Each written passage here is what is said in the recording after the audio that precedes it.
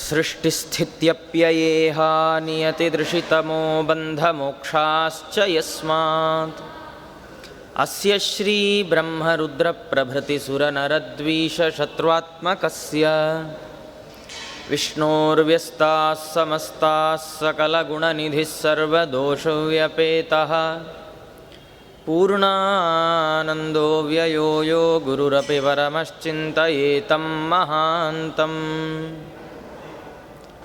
ಸ್ವಾಂತಸ್ಥಾನಂತಶಯ್ಯಾಯ ಪೂರ್ಣಜ್ಞಾನರಸಾರ್ಣವೇ ಉತ್ತುಂಗವಾಕ್ತರಂಗಾಯ ಮಧ್ವದುಗ್ಧಾಬ್ಧಯೇ ನಮಃ. ಮೂಕೋಪಿ ಯತ್ಪ್ರಸಾದೇನ ಮುಕುಂದಶಯನಾಯತೆ ರಾಜರಾಜಾಯತೆ ರಿಕ್ತೋ ರಾಘವೇಂದ್ರಂ ತಮಾಶ್ರಯೇ. ತಪಸ್ವಾಧ್ಯಾಯ ಶುಶ್ರೂಷಾ ಕೃಷ್ಣಪೂಜಾರತಂ ಮುನಿಂ ವಿಶ್ವೇಶಂ ಇಷ್ಟದಂ ವಂದೇ ಪರಿವ್ರಾಟ್ ಚಕ್ರವರ್ತಿನಂ. ಆಪಾದಮೌಳಿಪರ್ಯಂತಂ ಗುರುಣಾಮಾಕೃತಿಂ ಸ್ಮರೇತ್ ತೇನ ವಿಘ್ನಾಃ ಪ್ರಣಶ್ಯಂತಿ ಸಿದ್ಧ್ಯಂತಿ ಚ ಮನೋರಥಾಃ. ಸ್ವಸ್ತ್ಯಸ್ತು ಸತಾಂ ಶ್ರೀ ಗುರುಭ್ಯೋ ನಮಃ. ಹರಿ ಓಂ.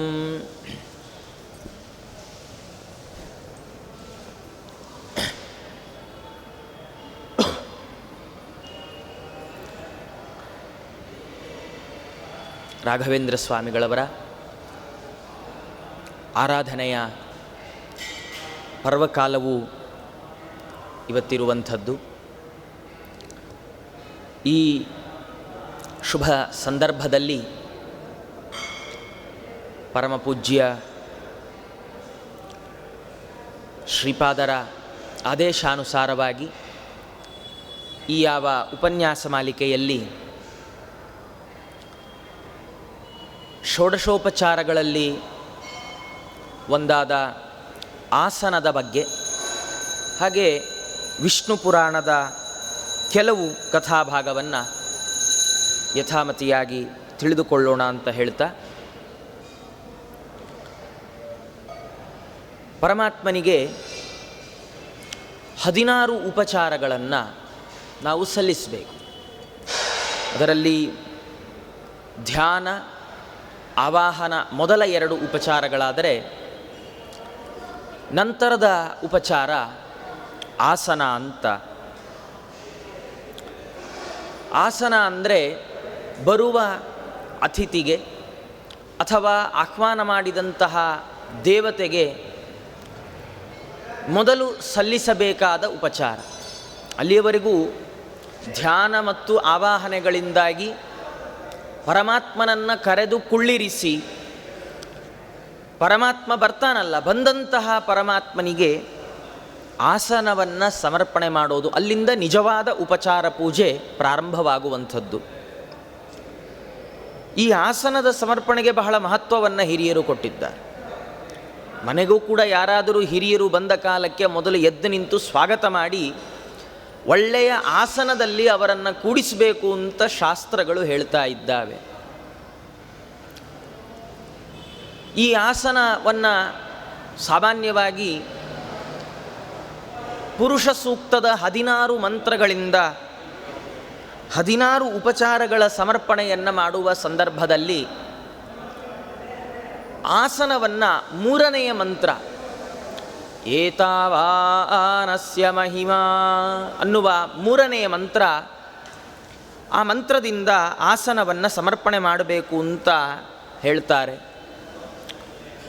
ಅದರಲ್ಲಿ ಆ ಮಂತ್ರದ ಅಭಿಪ್ರಾಯ ಏನು, ಎಷ್ಟು ಚೆನ್ನಾಗಿದೆ, ಎಷ್ಟು ಸ್ವಾರಸ್ಯವಾಗಿದೆ ಅಂದರೆ, ಆ ಮಂತ್ರ ಹೇಳುತ್ತೆ, ಅಲ್ಲಿಯವರೆಗೆ ಸಹಸ್ರ ಶೀರ್ಷ ಪುರುಷಃ ಸಹಸ್ರಾಕ್ಷಃ ಸಹಸ್ರಪಾತ್ ಸ ಭೂಮಿಂ ವಿಶ್ವತೋ ವೃತ್ವಾ ಅತ್ಯತಿಷ್ಠದ್ದಶಾಂಗುಲಂ ಪುರುಷ ಏವೇದಂ ಸರ್ವಂ ಯದ್ಭೂತಂ ಯಚ್ಚ ಭವ್ಯಂ ಉತಾಮೃತತ್ವಸ್ಯೇಷಾನಃ ಯದನ್ನೇನಾತಿರೋಹತಿ ಅಂತ ಪರಮಾತ್ಮನ ಮಹಿಮೆಯನ್ನು ಕೊಂಡಾಡಿದಂತಹ ಪುರುಷ ಸೂಕ್ತ 3ನೆಯ ಮಂತ್ರ, 3ನೆಯ ಋಕ್ಕಿನಿಂದಾಗಿ ಏತಾವಾನಸ್ಯ ಮಹಿಮಾ ಅತಃ ಜ್ಯಾಯಾಂಶ್ಚ ಪುರುಷಃ. ವೇದ ಹೇಳುತ್ತೆ, ಇಷ್ಟು ಅಗಾಧವಾದದ್ದು ಪರಮಾತ್ಮನ ಮಹಿಮೆ. ಯಾವುದು ಚರಾಚರಾತ್ಮಕವಾದ ಪ್ರಪಂಚ ಇದೆ, ಯಾವುದು ಹಿಂದೆ ಆಗಿ ಹೋಗಿದ್ದಾವೆ, ಯಾವುದು ಮುಂದೆ ಆಗ್ತಾವೆ, ಇಂತಹ ಎಲ್ಲ ಚೇತನಾತ್ಮಕವಾದ ಪ್ರಪಂಚಕ್ಕೆ ಪರಮಾತ್ಮ ನಿಯಾಮಕನಾಗಿದ್ದಾನೆ ಅಂತ ಹೇಳಿ ಈ ಮೂರನೇ ಮಂತ್ರ ಹೇಳುತ್ತೆ, ಏತಾವಾನಸ್ಯ ಮಹಿಮಾ. ಪರಮಾತ್ಮನ ಮಹಿಮೆ ಇಷ್ಟು ಅಗಾಧವಾದದ್ದು. ಹಾಗಾಗಿ ಜ್ಯಾಯಾಶ್ಚ ಪುರುಷಃ, ಪರಮಾತ್ಮ ಎಲ್ಲರಿಗಿಂತ ಜ್ಯಾಯ, ಉತ್ಕೃಷ್ಟನಾಗಿದ್ದಾನೆ, ಸರ್ವೋತ್ತಮನಾಗಿದ್ದಾನೆ ಪರಮಾತ್ಮ. ಹಾಗಾಗಿ ಈ ಇಡೀ ಜಗತ್ತೇನಿದೆ ಅದು ಪಾದ, ಅವನ ಒಂದು ಅಂಶ ಅಷ್ಟೇ.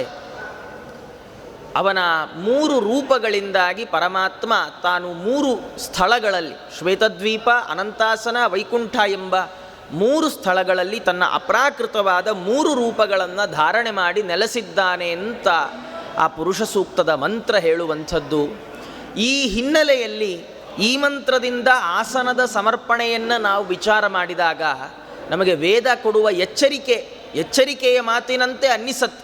ಒಂದು, ಪರಮಾತ್ಮ 3 ಲೋಕಗಳಲ್ಲಿ 3 ಸ್ಥಾನಗಳಲ್ಲಿ ತಾನು ತನ್ನ ಅಚಿಂತ್ಯದ್ಭುತ ಶಕ್ತಿಯಿಂದ ಧಾರಣೆ ಮಾಡಿದ ರೂಪಗಳಿಂದ ಇದ್ದಾನೆ ಅಂತ ಹೇಳುವ ಮಂತ್ರದಿಂದ ಆಸನವನ್ನು ಸಮರ್ಪಣೆ ಮಾಡೋದರ ಜೊತೆಯಲ್ಲಿ ನಾವು ಕೊಡುವ ಯಾವುದೋ ಒಂದು ಆಸನದಿಂದಾಗಿ ಪರಮಾತ್ಮನಿಗೆ ಯಾವ ರೀತಿಯ ಉಪಕಾರಗಳಿಲ್ಲ.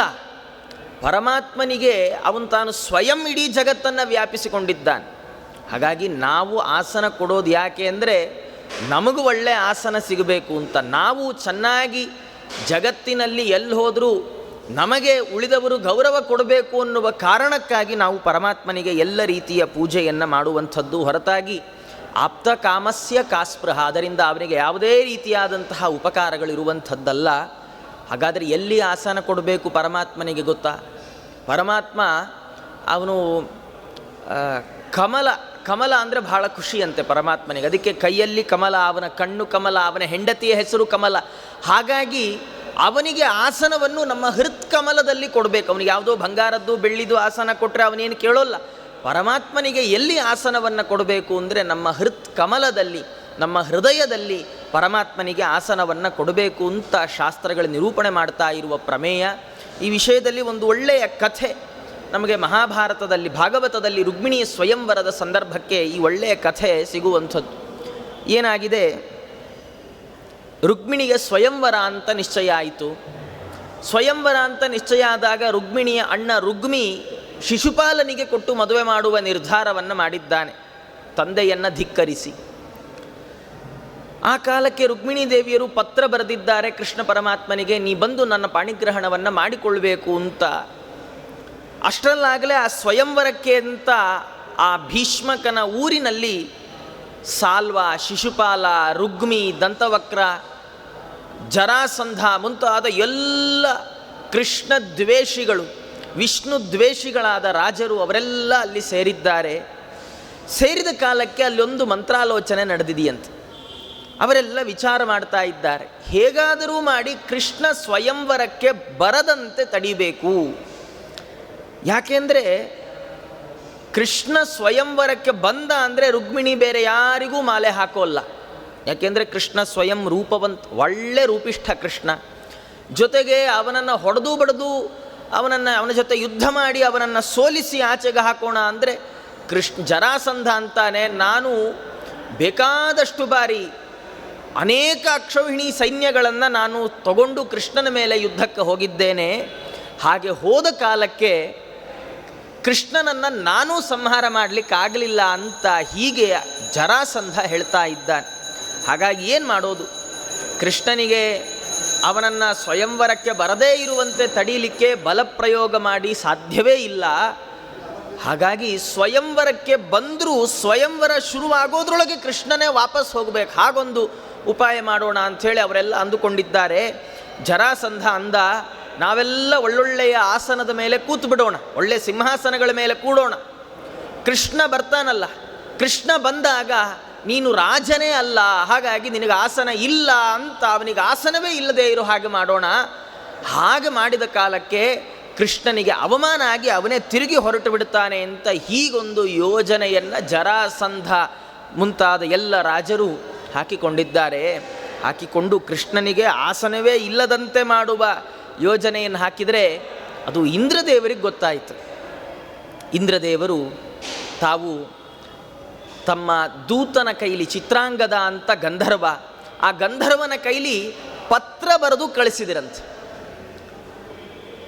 ಭೀಷ್ಮಕ ರಾಜನ ತಮ್ಮಂದಿರಿಬ್ಬರಿದ್ದಾರೆ, ಕ್ರಥ ಕೈಶಿಕರು ಅಂತ. ಆ ಕ್ರಥ ಕೈಶಿಕರಿಗೆ ಪತ್ರವನ್ನು ಇಂದ್ರದೇವರು ಕಳುಹಿಸಿಕೊಟ್ಟಿದ್ದಾರೆ, ಬರೆದ ಪತ್ರವನ್ನು.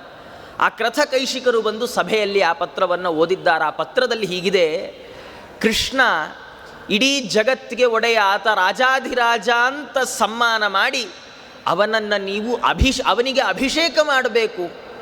ಹೀಗೊಂದು ವೇಳೆ ಮಾಡದಿದ್ದರೆ ನನ್ನ ವಜ್ರಾಯುಧ ನಿಮ್ಮ ತಲೆ ಮೇಲೆ ಬೀಳುತ್ತೆ ಅಂತ ಇಂದ್ರ ಒಕ್ಕಣಿಕೆಯನ್ನು ಬರೆದು ಕಳುಹಿಸಿದ್ದಾನೆ.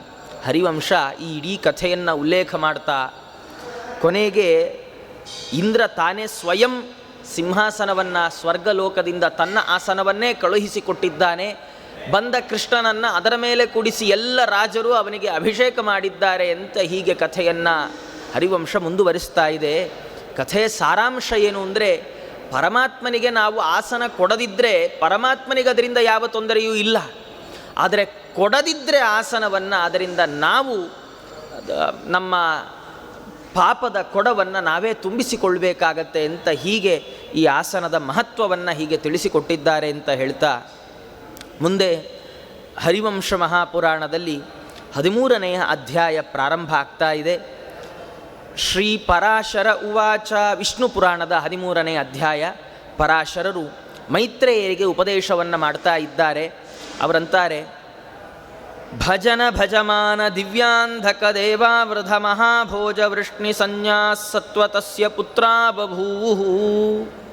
ಸತ್ವತನಿಗೆ ಭಜನ ಭಜಮಾನ ದಿವ್ಯಾಂಧಕ ದೇವಾವೃಧ ಮಹಾಭೋಜ ವೃಷ್ಣಿ ಎನ್ನುವ ಮಕ್ಕಳಾಗಿದ್ದಾರೆ.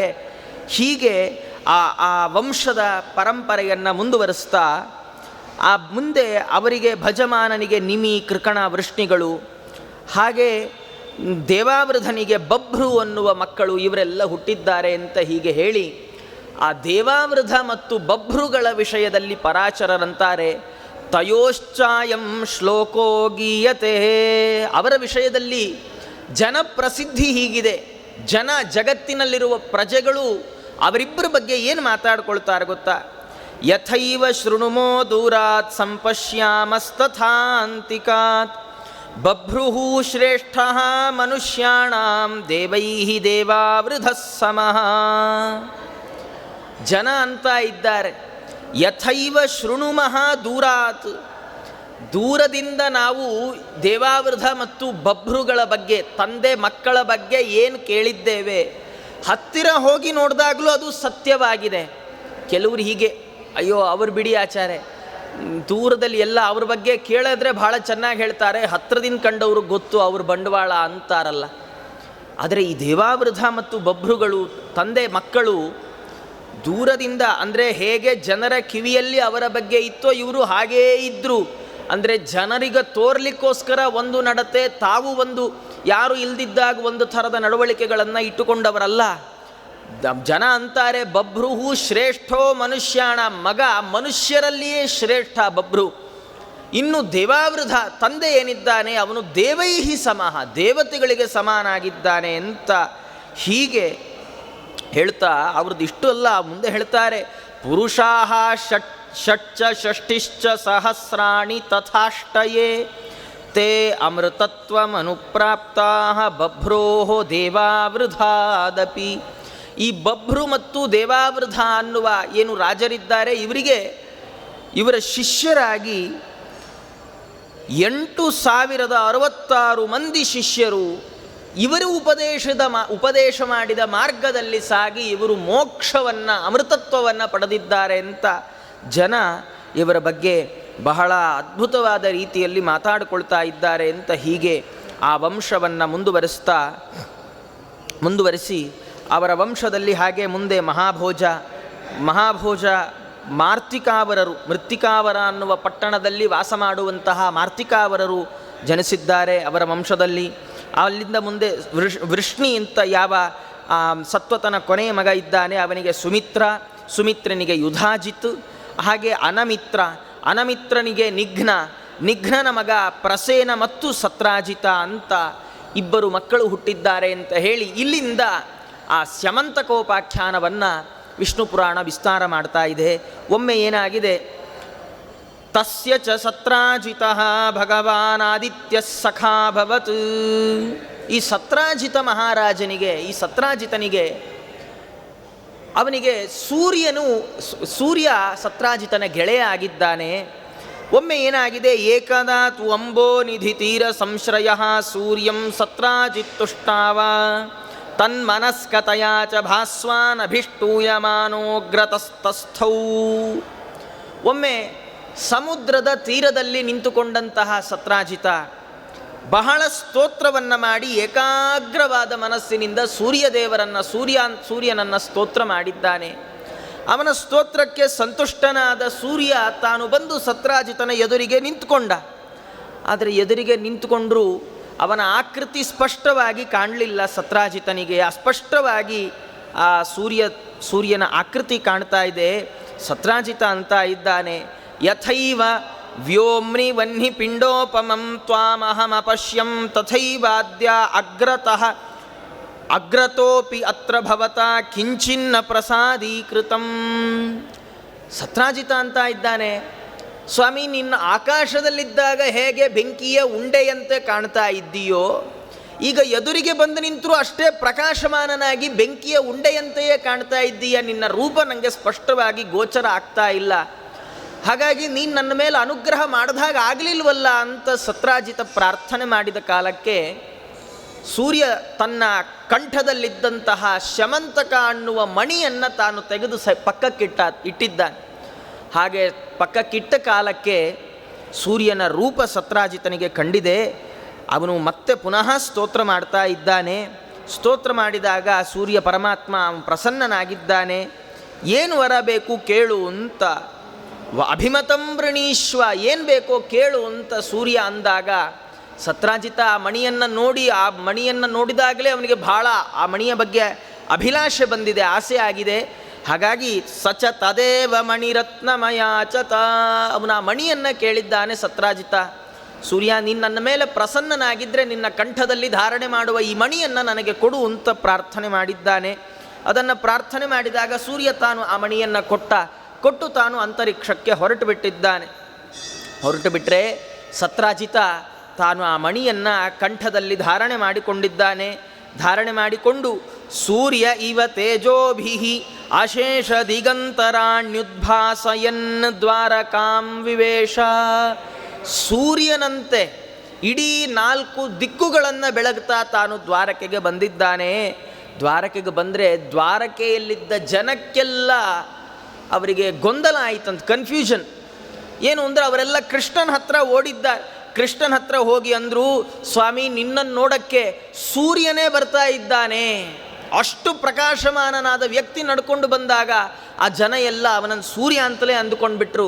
ಕೃಷ್ಣ ಅಂದ, ಇಲ್ಲಪ್ಪ, ಸತ್ರಾಜಿತ ಇವನು ಆದಿತ್ಯ ಸೂರ್ಯನನ್ನು ಒಲಿಸಿಕೊಂಡು ಅವನ ಸ್ಯಮಂತಕ ಮಣಿಯನ್ನು ಧಾರಣೆ ಮಾಡಿಕೊಂಡು ಬರ್ತಾ ಇದ್ದಾನಷ್ಟೇ ಅಂತ ಕೃಷ್ಣ ತಾನು ಹೇಳಿದ್ದ. ಏನು ಆಶ್ಚರ್ಯ!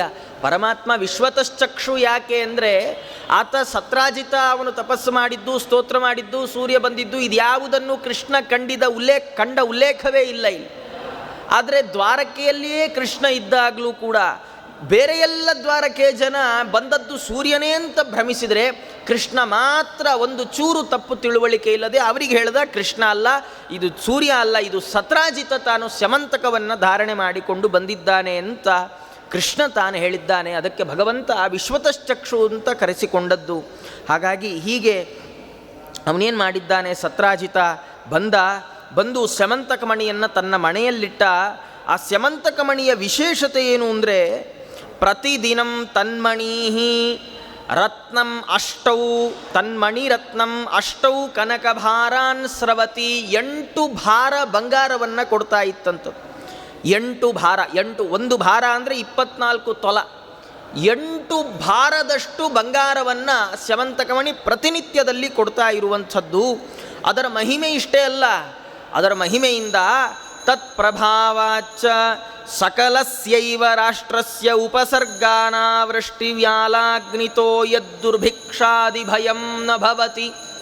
ಆ ಮಣಿಯ ಪ್ರಭಾವ ಎಷ್ಟಿದೆ, ಆ ಮಣಿಯ ಸಾಮರ್ಥ್ಯ ಎಷ್ಟಿದೆ ಅಂದರೆ, ಆ ಮಣಿ ಯಾವ ರಾಷ್ಟ್ರದಲ್ಲಿದೆಯೋ, ಯಾವ ದೇಶದಲ್ಲಿದೆಯೋ, ಆ ಮಣಿಯ ಪ್ರಭಾವದಿಂದ ಆ ದೇಶದಲ್ಲಿ ಯಾವ ರೀತಿಯಾದಂತಹ ಆದಿ ವ್ಯಾಧಿಗಳು, ಅನಾವೃಷ್ಟಿ, ಸರ್ಪಬಾಧೆ, ದುರ್ಭಿಕ್ಷೆ ಇದ್ಯಾವುದರ ಭಯವೂ ಆ ಪ್ರದೇಶಕ್ಕೆ ಆಗ್ತಾ ಇದ್ದಿದ್ದಿಲ್ಲ. ಇಂತಹ ಮಣಿಯ ಮಹಾತ್ಮೆಯನ್ನು ಕೃಷ್ಣ ತಾನು ತಿಳಿದವನಾದ ಕಾರಣ ಒಮ್ಮೆ ಸತ್ರಾಜಿತನ ಹತ್ರ ಕೃಷ್ಣ ಹೇಳಿದ್ನಂತೆ, ನೋಡು ಸತ್ರಾಜಿತ, ಇಂಥ ಮಣಿ ಯಾರು ರಾಜರೋ ಅವರಲ್ಲಿರಬೇಕಾದದ್ದು ಯುಕ್ತ, ಹಾಗಾಗಿ ನೀನು ಈ ಮಣಿಯನ್ನು ಉಗ್ರಸೇನನಿಗೆ ಕೊಡೋದು ಸರಿಯಾದ ಮಾರ್ಗ ಅಂತ ಕೃಷ್ಣ ತಾನಂದಿದ್ದಾನೆ. ಕೃಷ್ಣ ಹಾಗಂದರೆ ಸತ್ರಾಜಿತ ಸೂರ್ಯನ ಕುತ್ತಿಗೆಯಿಂದ ತೆಗೆದಾಗಲೇ ಆ ಮಣಿಯನ್ನು ಕಂಡು ಆಸೆ ಪಟ್ಟವ. ಹಾಗಾಗಿ ಕೃಷ್ಣನ ಮಾತಿನಂತೆ ಅದನ್ನು ಉಗ್ರಸೇನನಿಗೆ ಕೊಡಲಿಕ್ಕೆ ಸತ್ರಾಜಿತ ತಾನು ಒಪ್ಕೊಳ್ಳಿಲ್ಲ. ಹಾಗಂಥೇಳಿ ಕೃಷ್ಣ ಮತ್ತೆ ಕೇಳದೆ ಬಿಟ್ಟಾನ. ಅದಕ್ಕೇನು ಮಾಡಿದ ಸತ್ರಾಜಿತ, ತನ್ನ ಹತ್ರ ಆ ಮಣಿ ಇದ್ದರೆ ಸಮಸ್ಯೆ ಅಂಥೇಳಿ ಆ ಮಣಿಯನ್ನು ತಾನಿಟ್ಕೊಳ್ಳೇ ಇಲ್ಲ. ಆ ಮಣಿಯನ್ನು ತನ್ನ ತಮ್ಮನಾದ ಪ್ರಸೇನನಿಗೆ ಆ ರತ್ನವನ್ನು ಕೊಟ್ಟುಬಿಟ್ಟಿದ್ದಾನೆ. ಕೊಟ್ಟರೆ ಆ ರತ್ನದ ಪ್ರಭಾವ ಎಂಥದ್ದು, ಆ ರತ್ನ ಇಷ್ಟೆಲ್ಲ ಕೊಡುವಂಥದ್ದಲ್ಲ, ಆ ರತ್ನಕ್ಕೆ ಮೈಲಿಗೆ ಆಗಬಾರ್ದು. ತಚ್ಚ ಶುಚಿನಾಧ್ರಿಯಮಾಣಂ ಅಶೇಷಮೇವ ಸುವರ್ಣಸ್ರವಾದಿಕಂ ಗುಣಜಾತಮುತ್ಪಾದಯತಿ. ಆ ಮಣಿಯನ್ನು ಧಾರಣೆ ಮಾಡಿದವ ಅತ್ಯಂತ ಶುಚಿಯಾಗಿದ್ದರೆ ಅದು ಬೇಡಿದ್ದನ್ನೆಲ್ಲ ಕೊಡುವಂಥದ್ದು, ಬೇಕಾದಷ್ಟು ಚಿನ್ನಗಳನ್ನು ಕೊಡುತ್ತೆ, ಎಲ್ಲ ರೋಗ ರುಜಿನಗಳನ್ನು ಪರಿಹಾರ ಮಾಡುತ್ತೆ. ಆದರೆ ಅನ್ಯಥಾಧಾರಯಂತಮೇವ ಹಂತಿ, ಯಾರು ಅಪವಿತ್ರನಾಗಿ ಅಶುಚಿಯಾಗಿ ಆ ಮಣಿಯನ್ನು ಧಾರಣೆ ಮಾಡ್ತಾನೋ ಅವನನ್ನೇ ಸಂಹಾರ ಮಾಡಿಬಿಡತ್ತೆ ಆ ಮಣಿ. ಇದು ಗೊತ್ತಿಲ್ಲ ಪ್ರಸೇನನಿಗೆ. ಆತ ಏನು ಮಾಡಿದ್ದಾನೆ, ಆ ಮಣಿಯನ್ನು ಕುತ್ತಿಗೆಯಲ್ಲಿ ಹಾಕಿಕೊಂಡ. ಕುತ್ತಿಗೆಯಲ್ಲಿ ಆ ಮಣಿಯನ್ನು ಹಾಕಿಕೊಂಡೇ ತಾನು ಕುದುರೆಯನ್ನು ಹತ್ತಿ ಬೇಟೆಗೆ ಹೊರಟು ಬಿಟ್ಟಿದ್ದಾನೆ, ಅಶುಚಿಯಾಗಿ ಬಿಟ್ಟಿದ್ದಾನೆ. ಆದ ಕಾರಣ ಸಿಂಹ ಬಂದು ಆ ಮಣಿಯನ್ನು ಧಾರಣೆ ಮಾಡಿದ ಪ್ರಸೇನನನ್ನು ಕೊಂದು ತಾನು ಆ ಮಣಿಯನ್ನು ಕಚ್ಚಿಕೊಂಡು ಹೊರಟು ಹೋಗಿದೆ. ಇದಕ್ಕೆ ಮುಖ್ಯವಾಗಿ ಕಾರಣ ಏನು? ಆ ಮಣಿ ಅಷ್ಟು ಪ್ರಭಾವಶಾಲಿಯಾದ ಮಣಿ, ಎಂಥ ಅದ್ಭುತವಾದ ಮಣಿ, ಸೂರ್ಯ ಸಾಕ್ಷಾತ್ ಕಂಠದಲ್ಲಿ ಧರಿಸ್ತಾ ಇರ್ತಕ್ಕಂತಹ ಮಣಿ. ಆ ಮಣಿಯನ್ನು ಧಾರಣೆ ಮಾಡಿದ ಪ್ರಸೇನ ಸಾಯೋದು ಅಂದರೆ ಏನು, ಯಾಕೆ ಹೀಗಾಯಿತು ಅಂದರೆ ಅದಕ್ಕೆ ಟಿಪ್ಪಣಿಕಾರರು ಬರೀತಾರೆ, ಮುಖ್ಯವಾಗಿ ಪ್ರಸೇನ ಸಾಯಲಿಕ್ಕೆ, ಮುಂದೆ ಸತ್ರಾಜಿತನ ಸಂಹಾರ ಆಗಲಿಕ್ಕೆ ಎಲ್ಲಕ್ಕೂ ಕಾರಣ ಏನು ಅಂದರೆ ವಿಷ್ಣು ದ್ವೇಷ. ವಿಷ್ಣು ಪರಮಾತ್ಮ ಕೃಷ್ಣ ತಾನು ಮಣಿಯನ್ನು ಉಗ್ರಸೇನನಿಗೆ ಕೊಡುವಂದಾಗ ಕೃಷ್ಣಂಗೆ ಮಣಿ ಮೇಲೆ ಆಸೆ ಅಂತ ಅನ್ಯಥಾ ಭಾವಿಸಿಕೊಂಡು ಆ ಮಣಿಯನ್ನು ಕೃಷ್ಣನಿಗೆ ಕೊಡದೇ ಇದ್ದದ್ದರ ಪರಿಣಾಮವಾಗಿ ಈ ರೀತಿಯಾದಂತಹ ಗತಿ ಅವರಿಗಾಗಿರುವಂಥದ್ದು. ಹಾಗಾಗಿ ಆ ಪ್ರಸೇನ ಸ್ಯಮಂತಕ ಮಣಿಯನ್ನು ಹಾಕಿಕೊಂಡು ಬೇಟೆಗೆ ಹೋದ ಕಾಲಕ್ಕೆ ಸಿಂಹ ಆ ಪ್ರಸೇನವನ್ನು ಸಂಹಾರ ಮಾಡಿಬಿಟ್ಟಿದೆ. ಹಾಗೆ ಸಿಂಹ ಮುಂದೆ ಹೋಗ್ತಾ ಇರುವ ಕಾಲಕ್ಕೆ ಕರಡಿಗಳ ರಾಜ ವೃಕ್ಷರಾಜ ಜಾಂಬವಂತ ಅವನು ತಾನು ಆ ಸಿಂಹವನ್ನು ಸಂಹಾರ ಮಾಡಿ ಆ ಸಿಂಹದ ಬಾಯಲ್ಲಿದ್ದ ಮಣಿಯನ್ನು ತಾನು ತೆಗೆದುಕೊಂಡು ಬಂದು ತನ್ನ ಬಿಲದಲ್ಲಿ ಸುಕುಮಾರ ಸಂಜ್ಞಾಯ ಬಾಲಕಾಯ ಚ ಕ್ರೀಡನಕಮಕರೋತ್, ತನ್ನ ಮಗು ಸುಕುಮಾರ ಅಂತ ಆ ಮಗುವಿಗೆ ತಾನು ಆಟ ಆಡಲಿಕ್ಕೆ ಆ ಮಣಿಯನ್ನು ಕೊಟ್ಟಿದ್ದಾರೆ ಅಂತ ಇಷ್ಟು ಕಥೆಯನ್ನು ಹೇಳಿ, ಇಷ್ಟು ಆ ಕಡೆ ನಡೆದಿದೆ.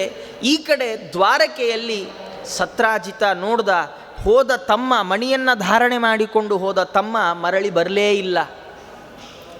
ಜನ ಎಲ್ಲ ಒಬ್ಬರ ಕಿವಿಯಿಂದ ಒಬ್ಬರು ಮಾತಾಡಿಕೊಳ್ಳಿಕ್ಕೆ ಶುರು ಮಾಡಿದ್ರು.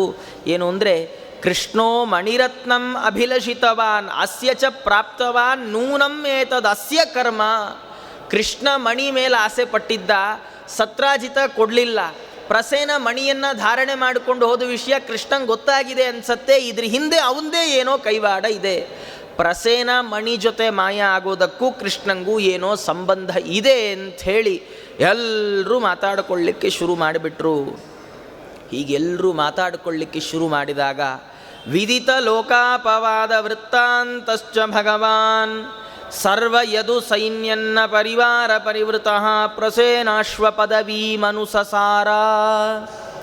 ಕೃಷ್ಣ ಪರಮಾತ್ಮ ಸರ್ವಸಮರ್ಥ, ತಾನು ಬಿಟ್ಟೇ ಬಿಡಬಹುದಿತ್ತು, ಅಥವಾ ತನಗೆ ಬಂದ ಅಪವಾದವನ್ನು ನನಗಿದು ಅಪವಾದ ಇಲ್ಲ, ನಾನು ಹೀಗೆ ಮಾಡಲಿಲ್ಲ ಅಂತ ಅಲ್ಲೇ ಹೇಳ್ಬೋದಿತ್ತು. ಆದರೆ ಕೃಷ್ಣ ಏನು ಮಾಡಿದ, ಒಂದು ಸತ್ಯಶೋಧಕರ ಗುಂಪು ಕಟ್ಕೊಂಡಂತೆ. ಸತ್ಯಶೋಧಕರು ಅಂದರೆ ಯಾರು ಕೃಷ್ಣನ ಬಗ್ಗೆ ಹೀಗೆಲ್ಲ ಮಾತಾಡಿದ್ರು, ಕೃಷ್ಣನೇ ಕೊಂದಿರಬೇಕು, ಕೃಷ್ಣನೇ ಏನೋ ಮಾಡಿಬಿಟ್ಟಿರಬೇಕು, ಅವನೇ ಅಪಹಾರ ಮಾಡಿದ್ದಾನೆ, ಹೀಗೆಲ್ಲ ಮಾತಾಡ್ಕೊಂಡಿದ್ರು, ಅವ್ರನ್ನೇ ಕರ್ಕೊಂಡು ಹೊರಟ. ಬನ್ನಿ ಎಲ್ಲರೂ ಹೋಗೋಣ, ಹುಡ್ಕೋಣ ಅಂಥೇಳಿ ಪ್ರಸೇನನ ಕುದುರೆಯ ಹೆಜ್ಜೆಯ ಜಾಡನ್ನು ಹಿಡದೇ ತಾನು ಹೋಗ್ತಾ ಇದ್ದಾನೆ. ಹೋದ ಸ್ವಲ್ಪ ಸಂದರ್ಭದಲ್ಲಿ ಆ ಕುದುರೆಯ ಜೊತೆಗೆ ಪ್ರಸೇನ ಸತ್ತು ಬಿದ್ದದ್ದನ್ನು ಕಂಡ. ಪ್ರಸೇನನ ದೇಹ ಸಿಂಹದ ಹೊಡೆತಕ್ಕೆ ಸಿಕ್ಕು ಎಲ್ಲ ಜರಡಿಯಂತೆ ಹರಿದು ಹೋಗಿದೆ. ಅಂಥ ಪ್ರಸೇನ ಸತ್ತು ಬಿದ್ದದ್ದನ್ನು ಕಂಡ. ಅಲ್ಲಿಂದ ಮುಂದೆ ಸಿಂಹದ ಹೆಜ್ಜೆ ಗುರುತು ಕಂಡಿದ್ದಾನೆ. ಸಿಂಹದ ಹೆಜ್ಜೆ ಗುರುತನ್ನು ಹಿಂಬಾಲಿಸಿ ಹೋಗುವ ಕಾಲಕ್ಕೆ ಸ್ವಲ್ಪ ಸಮಯದಲ್ಲೇ ಸಿಂಹವೂ ಸತ್ತು ಬಿದ್ದಿದೆ. ಕರಡಿಯ ಹೆಜ್ಜೆ ಗುರುತು ಕಂಡು ಬಂದಿದೆ. ಆ ಹೆಜ್ಜೆ ಗುರುತನ್ನು ಅನುಸರಿಸಿ ಹೋಗ್ತಾ ಇರುವ ಕಾಲಕ್ಕೆ ಒಂದು ಬಿಲದ ದ್ವಾರಕ್ಕೆ ಹೋಗಿ ಆ ಹೆಜ್ಜೆ ಗುರುತು ಅದೃಶ್ಯವಾಗಿದೆ, ಮಾಯವಾಗಿದೆ. ಬಿಲದ ಒಳಗೆ ಹೋಗಿದೆ ಆ ಹೆಜ್ಜೆ ಗುರುತು. ಆ ಯಾದವರೆಲ್ಲರೂ ಒಳಗೆ ಬರಲಿಕ್ಕೆ ಹೆದರಿದ್ರಂತೆ. ಸಿಂಹವನ್ನೇ ಕೊಂದ ಕರಡಿ ಇದು, ಒಳಗೆ ಹೋದರೆ ನಾವೇ ಮೃತ್ಯುವಿನ ಮುಖಕ್ಕೆ ಹೋದಂತ, ಸೂಸೈಡ್ ಮಾಡ್ಕೊಂಡು ಹಾಕಿದ್ದು, ನಾವು ಬರಲ್ಲ ಒಳಗೆ ಅಂತಂದಿದ್ದಾರೆ. ಒಳಗೆ ಬರಲ್ಲ ಅಂದಾಗ ಕೃಷ್ಣ ಅಂದ, ಹಾಗಾದರೆ ನೀವಿದೇ ಬೆಟ್ಟದ ತಪ್ಪಲಿನಲ್ಲಿ ವಾಸ ಮಾಡ್ತಾ ಇರ್ರಿ, ನಾನು ಒಳಗೆ ಹೋಗಿ ಮಣಿಯನ್ನು ತರ್ತೇನೆ ಅಂಥೇಳಿ ವೃಕ್ಷಬಿಲಂ ಪ್ರವಿವೇಶ, ಕರಡಿಯ ಬಿಲಕ್ಕೆ ತಾನು ಬಿಲದ ಒಳಗೆ ಹೋಗಿದ್ದಾನೆ. ಬಿಲದ ಒಳಗೆ ಹೋದರೆ ಈ ವಿಷ್ಣು ಪುರಾಣ ಇಷ್ಟು ಕಥೆಯನ್ನು ಹೇಳುತ್ತೆ. ಅಂತಃಪ್ರವಿಷ್ಟಶ್ಚ ಧಾತ್ರ್ಯಾಹ ಸುಕುಮಾರಕ ಮುಲ್ಲಾಲಯಂತ್ಯಾಹ ವಾಣೀಂ ಶುಶ್ರಾವ. ಯಾವಾಗ ಕೃಷ್ಣ ಒಳಗೆ ಹೋದ ಆಗ ತೊಟ್ಟಿನಲ್ಲಿ ಮಲಗಿದಂತಹ ಆ ಕುಮಾರನನ್ನು ಆಡಿಸ್ತಾ ಇರುವ ಧಾತ್ರಿ ಅಂದರೆ ಅವಳ ಆ ಸೇವಕಿ, ಅವಳ ಬಾಯಿಂದ ಒಂದು ಶ್ಲೋಕವನ್ನು, ಒಂದು ಹಾಡನ್ನು ಕೇಳಿದ್ದಾನೆ. ಏನು? ಸಿಂಹ ಪ್ರಸೇನಂ ಅವಧೀತ್ ಸಿಂಹೋ ಜಾಂಬವತಾ ಹತಃ ಸುಕುಮಾರಕ ಮಾರೋದೀಹಿ ತವ ಹ್ಯೇಷ ಸ್ಯಮಂತಕಃ. ಅವಳು ಹಾಡ್ತಾ ಇದ್ದಾಳೆ, ಸಿಂಹ ಪ್ರಸೇನಂ ಅವಧೀತ್, ಸಿಂಹ ಪ್ರಸೇನನನ್ನು ಕೊಂದಿತ್ತು. ಸಿಂಹ ಜಾಂಬವತಾ ಹತಃ, ಅಂತಹ ಸಿಂಹನನ್ನು ಜಾಂಬವಂತ ಕೊಂದು ನಿನಗಾಗಿ ಮಣಿಯನ್ನು ತಂದಿದ್ದಾನೆ, ಇನ್ನು ಅಳಬೇಡ ಅಂತ ಧಾತ್ರಿ ಅವಳು ಹೀಗೆ ಹಾಡ್ತಾ ಇದ್ದಾಳೆ. ಇದನ್ನು ಕೇಳಿದಾಗ ಕೃಷ್ಣನಿಗೆ ನಡೆದ ಎಲ್ಲ ಘಟನೆಗಳು ಮತ್ತೊಮ್ಮೆ ಸ್ಪಷ್ಟವಾಗಿದೆ. ಈ ಶ್ಲೋಕವನ್ನು ಶಾಸ್ತ್ರಗಳು ಹೇಳುವಂಥದ್ದು, ಯಾವುದಾದರೂ ನಿಂದೆ ಅಪವಾದಗಳು ನಮ್ಮ ಮೇಲೆ ಬಂದಾಗ ಅದರ ಪರಿಹಾರಕ್ಕೋಸ್ಕರವಾಗಿ 21 ಬಾರಿ ಈ ಶ್ಲೋಕವನ್ನು ಹೇಳಿಕೊಳ್ಬೇಕು ಅಂತ ಶಾಸ್ತ್ರಗಳು ವಿಧಾನ ಮಾಡ್ತಾ ಇರುವಂಥದ್ದು. ಹೀಗೆ ಕೃಷ್ಣ ಒಳಗೆ ಬಂದು ಆ ಹಾಡನ್ನು ಕೇಳಿದ. ಅಷ್ಟರಲ್ಲಿ ಆ ಮಗುವಿನ ಕೈಯಲ್ಲಿ ಸ್ಯಮಂತಕ ಮಣಿಯನ್ನೂ ಕಂಡ. ಗುಹೆಯ ಒಳಗೆ ಪ್ರಕಾಶವೇ ಇಲ್ಲ, ಆದರೆ ಈ ಮಣಿಯಿಂದಾಗಿ 4 ದಿಕ್ಕಿನಲ್ಲಿ ಸೂರ್ಯ ಉದಯ ಆದ ಹಾಗೆ ಸೂರ್ಯನ ಪ್ರಕಾಶದಷ್ಟು ಪ್ರಕಾಶ ಇದೆ. ಅಂಥ ಮಣಿಯನ್ನು ಕೃಷ್ಣ ತಾನು ಕಂಡಿದ್ದಾನೆ. ಕಂಡ್ರೆ ಮುಂದಿನ ಕಥೆ ವಿಷ್ಣು ಪುರಾಣದಲ್ಲಿ ಇಷ್ಟು ಬಂತು. ಏನು ಅಂದರೆ ಆ ಧಾತ್ರಿ, ಅವಳು ಸೇವಕಿ ಏನಿದ್ದಾಳೆ, ಅವಳು ಕೂಕ್ಕೊಂಡ್ಲಂತೆ. ಯಾಕೆಂದರೆ ಅದೃಷ್ಟಪೂರ್ವಂ ಮಾನುಷಂ ದೃಷ್ಟ ಅನ್ನತ್, ನೋಡದೆ ಹಿಂದೆಂದೂ ಕಂಡಿಲ್ಲದ ಮನುಷ್ಯ ರೂಪವನ್ನು ಕಂಡು ಆ ಧಾತ್ರಿ ಕೂಗ್ಕೊಂಡ್ಲಂತೆ. ಯಾರಾದರೂ ಕಾಪಾಡಿ, ನನ್ನನ್ನು ರಕ್ಷಣೆ ಮಾಡಿ ಅಂತ ಕೂಗಿದ್ದಾಳೆ. ಅಷ್ಟರಲ್ಲಿ ಆ ಕೂಗನ್ನು ಕೇಳಿ ಜಾಂಬವಂತ ಹೊರಗಡೆ ಬಂದಿದ್ದಾನೆ ಅಂತ ಇಷ್ಟು ಕಥೆಯನ್ನು ಹೇಳಿದರೆ, ಹರಿವಂಶ ಸ್ವಲ್ಪ ಇದನ್ನು ವಿಸ್ತಾರ ಮಾಡುತ್ತೆ. ಹರಿವಂಶ ಹೇಳುವಾಗ ಕೃಷ್ಣ ಒಳಗೆ ಬಂದಂತಹ ಕೃಷ್ಣನನ್ನು ಕಂಡು ಧಾತ್ರಿ ಕೃಷ್ಣನಲ್ಲಿ ಮೋಹಿತಳಾಗಿಬಿಟ್ಟಿದ್ದಾಳೆ. ಮೋಹಿತಳಾಗಿ ಕೃಷ್ಣನಿಗಂದ್ಲು, ಯಾಕೆ ಬಂದಿದ್ದಿ ಅಂತ ಕುಶಲವನ್ನೆಲ್ಲ ವಿಚಾರಿಸಿದ್ದಾಳೆ. ಕೃಷ್ಣ ಅಂದ, ನನಗೆ ಆ ಮಣಿ ಬೇಕು, ನನ್ನ ಮೇಲೆ ಬಂದ ಅಪವಾದದ ಪರಿಹಾರಕ್ಕೋಸ್ಕರ. ಧಾತ್ರಿ ಅಂದ್ಲು, ಒಳಗೆ ಜಾಂಬವಂತ ಮಲಗಿದ್ದಾನೆ, ಅವನು ಏನೋ ಹೇಳೋ ಅಷ್ಟರೊಳಗೆ ಈ ಮಣಿಯನ್ನು ತಗೊಂಡು ನನ್ನನ್ನು ಕರ್ಕೊಂಡು ಹೊರಟು ಬಿಡು ಅಂತಂದಿದ್ದಾಳೆ. ಅಷ್ಟರಲ್ಲಿ ಜಾಂಬವಂತ ಬಂದ. ಧಾತ್ರಿ ಕೂಗಿದಳು. ಹಾಗೆ ಜಾಂಬವಂತ ಆಚೆ ಬಂದಿದ್ದಾನೆ. ಬಂದರೆ ಜಾಂಬವಂತನಿಗೂ ಕೃಷ್ಣ ಪರಮಾತ್ಮನಿಗೂ ದೊಡ್ಡ ಯುದ್ಧ ನಡೆದಿರುವಂಥದ್ದು. ಆ ಹೊರಗೆ ನಿಂತ ಯಾದವರೆಲ್ಲ 7 ದಿವಸಗಳ ಕಾಲ ಕಾದಿದ್ದಾರೆ. ಕಾದು ತನ್ನಿಷ್ಕ್ರಾಂತಿ ಮುದೀಕ್ಷ್ಯಮಾಣಸ್ತಸ್ಥು, ಅವನು ಹೊರಗೆ ಬರ್ತಾನೆ, ಕೃಷ್ಣ ಹೊರಗೆ ಬರ್ತಾನೆ ಅಂತ 7 ದಿವಸಗಳ ಕಾಲ ಕಾದಿದ್ದಾರೆ. ಆದರೆ ಅನಿಷ್ಕ್ರಮಣೇ ಚ ಮಧುರಿಪುಹು ಅಸೌ ಅವಶ್ಯಮತ್ರ ಬಿಲೆ ಅತ್ಯಂತಂ ನಾಶಮವಾಪ್ತಃ ಭವಿಷ್ಯತಿ ಅನ್ಯಥಾ ತಸ್ಯ ಜೀವತಃ ಕಥಮೇತಾವಂತಿ ದಿನಾನಿ ಶತ್ರುಜಯೇ ಭವಿಷ್ಯತಿ. ಅವರೆಲ್ಲ ಅಂದ್ಕೊಂಡಿದ್ದಾರೆ ಕೃಷ್ಣ ಹೊರಗೆ ಬರಲಿಲ್ಲ ಅಂದರೆ ಬಹುಶಃ ಕೃಷ್ಣ ಈ ಕರಡಿ ಕೈಯಲ್ಲಿ ಸತ್ತೇ ಹೋಗಿದ್ದಾನೋ ಏನೋ. ಯಾಕೆ ಬದುಕಿದ್ರೆ ಇಷ್ಟು ದಿವಸ ಯಾಕೆ ಆಗ್ತಿತ್ತು ಹೊರಗೆ ಬರಲಿಕ್ಕೆ? ಬಹುಶಃ ಕರಡಿಯ ಕೈಯಲ್ಲಿ ಕೃಷ್ಣನ ಸಾವು ಬರೆದಿತ್ತೋ ಏನೋ ಅಂತ ತಿಳ್ಕೊಂಡು ಅವರೆಲ್ಲ ದ್ವಾರಕೆಗೆ ಮರಳಿ ಬಂದುಬಿಟ್ಟಿದ್ದಾರೆ. ಬಂದು ಹೇಳೂ ಬಿಟ್ಟಿದ್ದಾರೆ, ಹತಃ ಕೃಷ್ಣ ಇತಿ ಕಥಯಾಮಾಸುಹು, ಕೃಷ್ಣ ಇಲ್ಲ, ಕೃಷ್ಣ ಸತ್ತು ಹೋಗ್ಬಿಟ್ಟ ಅಂತ ಹೇಳಿಬಿಟ್ಟಿದ್ದಾರೆ. ಹಾಗೆ ಕೃಷ್ಣ ಏನಾಗಿದೆ, ಅವರ ಕೃಷ್ಣ ಹೋದ ಅನ್ನುವ ಸುದ್ದಿಯನ್ನು ಕೇಳಿ ಅವರ ಎಲ್ಲ ಬಂಧು ಬಾಂಧವರು ಅವನ ಔರ್ಧ್ವದೈಹಿಕ ಕ್ರಿಯೆಗಳನ್ನೆಲ್ಲ ಮಾಡಿಬಿಟ್ಟಿದ್ದಾರೆ. ಮಾಡಿಬಿಟ್ಟ ಕಾಲಕ್ಕೆ ಮುಂದೆ ಅವರು ಹೋದ ಮೇಲೂ 21 ದಿವಸಗಳ ಕಾಲ ಯುದ್ಧ ನಡೆದಿದೆ. ಇಲ್ಲಿ ವಿಷ್ಣು ಪುರಾಣ ಹೇಳುವಂಥದ್ದು 21 ದಿವಸ ಯುದ್ಧ ಅಂತ ವಿಷ್ಣು ಪುರಾಣ ಹೇಳ್ತಾ ಇದೆ. ಭಾಗವತ ಹೇಳುವಾಗ 28 ಅಂತ ಹೇಳುತ್ತೆ. ಅದರ ಅಭಿಪ್ರಾಯ ಏನು ಅಂದರೆ ಇಲ್ಲಿ 7 ದಿವಸ ಕಾದು ಹೊರಟರು, ಆಮೇಲೆ 21 ದಿವಸ ಅಂತ ಇಟ್ಕೊಂಡ್ರೆ ಒಟ್ಟು 28 ದಿವಸಗಳ ಕಾಲ ಯುದ್ಧ ನಡೀತಾ ಇದೆ. ಹೀಗೆ ಯುದ್ಧ ನಡೆದ ಕಾಲಕ್ಕೆ ವಿಷ್ಣು ಪುರಾಣ ಒಂದು ಒಳ್ಳೆಯ ಸ್ವಾರಸ್ಯದ ಉಲ್ಲೇಖವನ್ನು ಮಾಡುತ್ತೆ. ಅವನ ಬಂಧುಗಳು ಶ್ರದ್ಧೆಯಿಂದ ಶ್ರಾದ್ದ ಮಾಡಿದ್ರಲ್ಲ ಕೃಷ್ಣನಿಗೆ, ಆ ಶ್ರಾದ್ದ ಮಾಡಿದ್ದರ ಪ್ರಭಾವದಿಂದ ಕೃಷ್ಣನಿಗೆ ಅನ್ನಪಾನಾದಿಗಳ ಲಾಭ ಆಗಿ ಅವನ ಬಲ ಜಾಸ್ತಿ ಆಯ್ತಂತೆ. ಆದರೆ ಜಾಂಬವಂತ ಯುದ್ಧ ಮಾಡ್ತಾ ಮಾಡ್ತಾ ಮಾಡ್ತಾ ಅವನಿಗೆ ಏಟು ಬಿತ್ತು ಬಿತ್ತು ಬಿತ್ತು ಅವನು ಮೃದು ಆಗ್ತಾ ಹೋದ. ಅವನ ಎಲ್ಲ ಅವಯವಗಳಲ್ಲಿ ಬಾಧೆ ಉಂಟಾಯಿತು. ಅವನು ಸೋತು ಹೋದ. ನಿರ್ಜಿತಶ್ಚ ಭಗವತಾ ಜಾಂಬವಾನ್ ಪ್ರಣಿಪತ್ಯ ವ್ಯಾಜಹಾರ. ಅಲ್ಲಿವರೆಗೆ ಸಾಮಾನ್ಯ ಮನುಷ್ಯ ಈತ ಅಂದುಕೊಂಡು ಜಾಂಬವಂತ ಅವನ ಜೊತೆ ಯುದ್ಧ ಮಾಡ್ತಾ ಇದ್ದ. ಯಾವಾಗ ಕೃಷ್ಣನ ಒಂದೊಂದು ಪೆಟ್ಟು ವಜ್ರಾಯುಧದಿಂದ ಬಿದ್ದ ಪೆಟ್ಟಿನಂತೆ ದೇಹವನ್ನು ಪುಡಿ ಪುಡಿ ಮಾಡ್ತಾ ಇದೆ, ಯಾವಾಗ ಜಾಂಬವಂತ ಸೋತ ಆಗ ಕೃಷ್ಣನಿಗೆ ನಮಸ್ಕಾರ ಮಾಡಿದ. ಕೃಷ್ಣನನ್ನು ಮಾತಾಡ್ತಾ ಇದ್ದಾನೆ. ಸುರಾಸುರ ಗಂಧರ್ವ ಯಕ್ಷ ರಾಕ್ಷಸಾದಿಭಿಃ ಅಸ್ಯ ಬಲೈಃ ಭವಾನ್ನ ಜೇತುಂ ಶಕ್ಯಃ ಕಿಮು ತಾವನಿ ಗೋಚರೈರಲ್ಪವೀರ್ಯೈರ್ನರೈರ್ನರಾವಯವಭೂತೈಶ್ಚ ತಿರ್ಯಜ್ಞೋನ್ಯನುಸೃತಿಭಿಃ ಕಿಂ ಪುನಃ ಅಸ್ಮದ್ವಿಧೈರವಶ್ಯಂ ಭವತಾ ಅಸ್ಮತ್ಸ್ವಾಮಿನಾ ರಾಮೇಣೇವ ನಾರಾಯಣಸ್ಯ ಸಕಲ ಜಗತ್ಪರಾಯಣಸ್ಯಾಂಶೇನ ಭಗವತಾ ಭವಿತವ್ಯಂ. ಸ್ವಾಮಿ, ಇಡೀ ಜಗತ್ತಿನಲ್ಲಿ ಯಾರು ದೇವತೆಗಳು, ದಾನವರು, ರಾಕ್ಷಸರು ಎಲ್ಲ ಇದ್ದಾರೆ, ಅವರೆಲ್ಲರ ಶಕ್ತಿಯನ್ನು ಸೇರಿಸಿಯೂ ನಿನ್ನನ್ನು ಗೆಲ್ಲಿಕ್ಕಾಗೋಲ್ಲ. ಅಂಥದ್ರಲ್ಲಿ ಭೂಲೋಕದಲ್ಲಿ ಹುಟ್ಟಿದ ಮಾನವರು ನಿನ್ನನ್ನು ಗೆಲ್ಲೋದು ದುರತೋಪಾಸ್ತ ಅಂದಮೇಲೆ ತಿರ್ಯಗ್ಯೋನಿಯಲ್ಲಿ ಹುಟ್ಟಿದ ನಾನು ನಿನ್ನನ್ನು ಗೆಲ್ತೇನೆ ಅನ್ನೋದು ಸಾಧ್ಯವೇ ಇಲ್ಲದ ಮಾತು. ನೀನು ನಿಜವಾಗಿ ನನ್ನ ಸ್ವಾಮಿಯಾದ ರಾಮದೇವರಂತೆ ಪರಮಾತ್ಮನ ಅವತಾರವೇ ಆಗಿದ್ದೀಯೋ ಏನೋ ಅಂತ ಜಾಂಬವಂತ ಅಂತಾನೆ. ವಿಷ್ಣು ಪುರಾಣದ ಕಥೆ ಇಷ್ಟು ಹೇಳಿದಾಗ ಕೃಷ್ಣ ತಾನು ಪ್ರೀತಿಯಿಂದ ಜಾಂಬವಂತನ ಮೈದಡುವಿ ಅವನ ಯುದ್ಧದಿಂದ ಅವನಿಗೆ ಉಂಟಾದಂತಹ ಖೇದವನ್ನು ಕ್ಲೇಶವನ್ನು ಪರಿಹಾರ ಮಾಡಿದ್ದಾನೆ ಅಂತ ಇಷ್ಟಿದೆ. ಆದರೆ ನಿರ್ಣಯದಲ್ಲಿ ಆಚಾರ್ಯರು ಹೇಳ್ತಾರೆ, ಪರಮಾತ್ಮ ರಾಮರೂಪದಿಂದಲೇ ಜಾಂಬವಂತನಿಗೆ ದರ್ಶನ ಕೊಟ್ಟಿದ್ದಾನೆ. ದರ್ಶನ ಕೊಟ್ಟು ತನ್ನ ಚಕ್ರದಿಂದಾಗಿ ಜಾಂಬವಂತನ ವೃದ್ಧ ಶರೀರವನ್ನು ನೋವಾಗದಂತೆ ಕತ್ತರಿಸಿ ಅವನಿಗೆ ಯೌವನವನ್ನು ಮರಳಿ ಕೊಟ್ಟಿದ್ದಾನೆ ಪರಮಾತ್ಮ ಅಂತ. ಇದೊಂಥರ ಆಧುನಿಕ ಕಾಲದಲ್ಲಿ ನಾವೆಲ್ಲ ಏನೇನೋ ನೋಡ್ತೀವ, ವಯಸ್ಸನ್ನು ಕಮ್ಮಿ ಮಾಡುತ್ತೆ, ವಯಸ್ಸಾಗದೇವರು ಆಗೋದನ್ನು ತೋರಿಸಲ್ಲ, ಹೀಗೆಲ್ಲ ಏನೇನೇನೇನೋ ಬರುತ್ತಲ್ಲ. ಕೃಷ್ಣ ಪರಮಾತ್ಮ ಆ ಕಾಲದಲ್ಲಿ ಜಾಂಬವಂತನಿಗೆ ತನ್ನ ಸುದರ್ಶನ ಚಕ್ರದಿಂದ ಆ ಥರದ ಒಂದು ಟ್ರೀಟ್ಮೆಂಟ್ ಕೊಟ್ಟನಂತೆ. ಅವನಿಗೆ ಯೌವನವನ್ನು ಮರಳಿ ತಾನು ತರಿಸಿಕೊಟ್ಟಿದ್ದಾನೆ. ತರಿಸಿಕೊಟ್ಟ ಮೇಲೆ ಸಚ ಪ್ರಣಿಪತ್ಯ ಜಾಂಬವಂತ ಕೃಷ್ಣನಿಗೆ ನಮಸ್ಕಾರ ಮಾಡಿ ಅವನನ್ನು ಸ್ತೋತ್ರ ಮಾಡಿ ತನ್ನ ಕನ್ಯೆಯಾದಂತಹ ತನ್ನ ಮಗಳಾದ ಜಾಂಬವತಿಯನ್ನು ಗೃಹಾಗತಾಯ ಅರ್ಘ್ಯಭೂತಾಂ ಗ್ರಾಹಯಾಮಾಸ. ಹೇಗೆ ಮನೆಗೆ ಬಂದಂತಹವರಿಗೆ ಪೂಜಾ ದ್ರವ್ಯವನ್ನು ಅರ್ಘ್ಯಾದಿಗಳನ್ನು ಕೊಡ್ತೇವೋ ಹಾಗೆ ಜಾಂಬವಂತ ತನ್ನ ಮಗಳಾದ ಜಾಂಬವತಿಯನ್ನೇ ಕೃಷ್ಣನಿಗೆ ಸಮರ್ಪಣೆ ಮಾಡಿದ್ದಾನೆ. ಅದರ ಜೊತೆಗೆ ಸ್ಯಮಂತಕ ರತ್ನವನ್ನೂ ಕೂಡ ಬಳುವಳಿಯಾಗಿ ಕೃಷ್ಣ ಪರಮಾತ್ಮನಿಗೆ ತಾನು ಜಾಂಬವಂತ ಕೊಟ್ಟು ಬಿಟ್ಟಿದ್ದಾನೆ. ಕೊಟ್ಟು ಬಿಟ್ಟರೆ ಕೃಷ್ಣನಿಗೆ ಅದನ್ನು ಸ್ವೀಕಾರ ಮಾಡಲಿಕ್ಕೆ ಇಷ್ಟ ಇರಲಿಲ್ಲಂತ ವಿಷ್ಣು ಪುರಾಣ ಉಲ್ಲೇಖ ಮಾಡ್ತಾ ಇದೆ.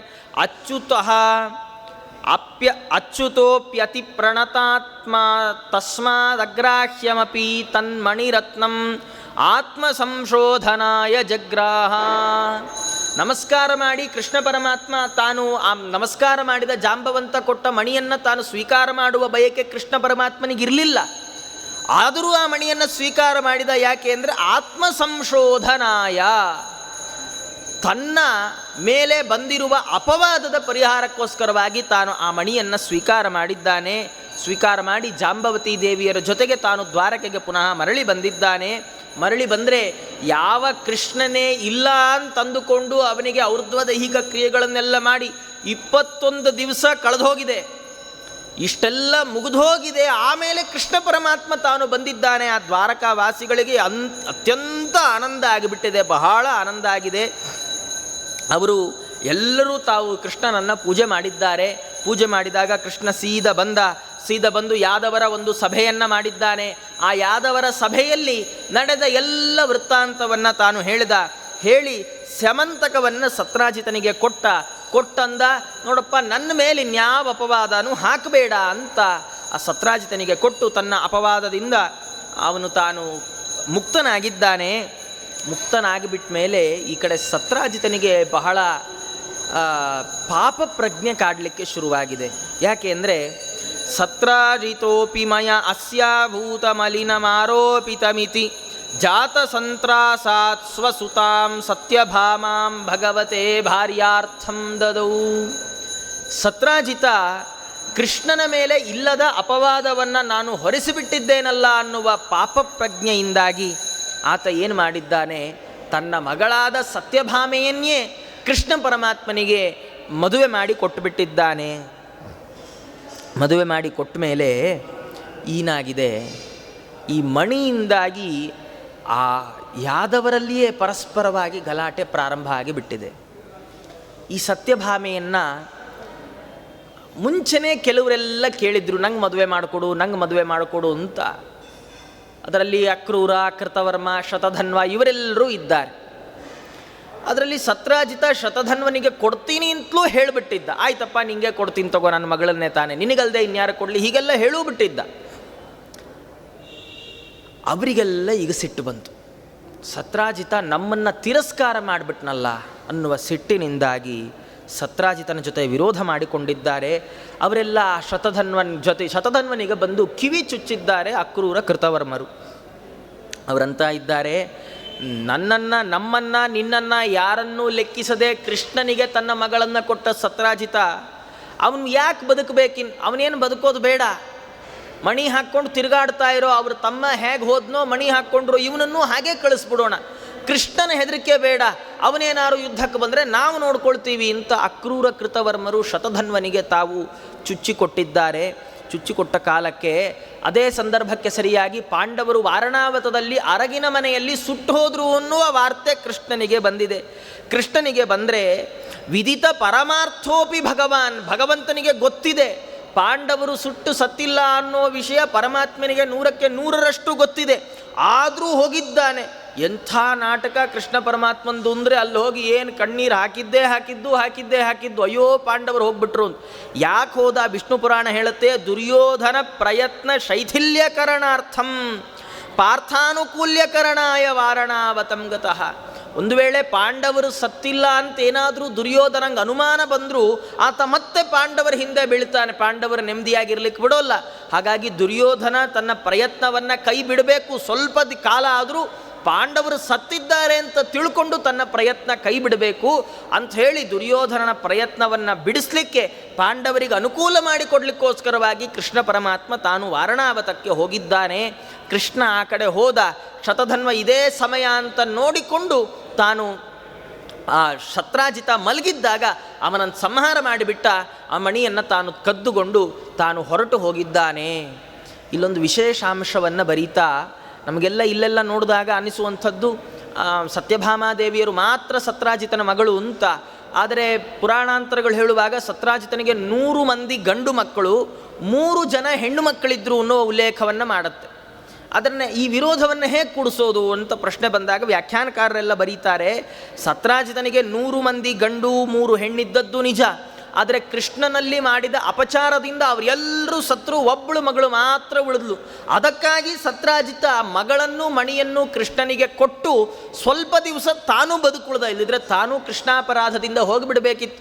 ಕಥೆ ಏನು ಅಂದರೆ, ನಾವು ದೊಡ್ಡವರಿಗೆ ದೇವರಿಗೆ ಅಪರಾಧ ಮಾಡಿದರೆ ಆ ಅಪರಾಧ ನಮ್ಮನ್ನೇ ಕಾಡಬೇಕು ಅಂತಿಲ್ಲ, ನಮ್ಮನ್ನು ಕಾಡಿದರೂ ಪರವಾಗಿಲ್ಲ, ಆದರೆ ನಮ್ಮ ವಂಶದಲ್ಲಿ ಮುಂದೆ ಬಂದ್ಬಿಡುತ್ತೆ. ಯಾವಾಗಲೂ ಯಾರ ಹತ್ರನೋ ಕೇಳಿದಾಗಂತಾರೆ, ಇಲ್ಲ ನಿಮಗೆ ದೈವದ್ರೋಹ ಮಾಡಿದ್ದೀರಿ ನೀವು, ಗುರು ಶಾಪ ಇದೆ, ಹೀಗೇನೋ ಒಂದನ್ನು ಹೇಳ್ತಾರಲ್ಲ.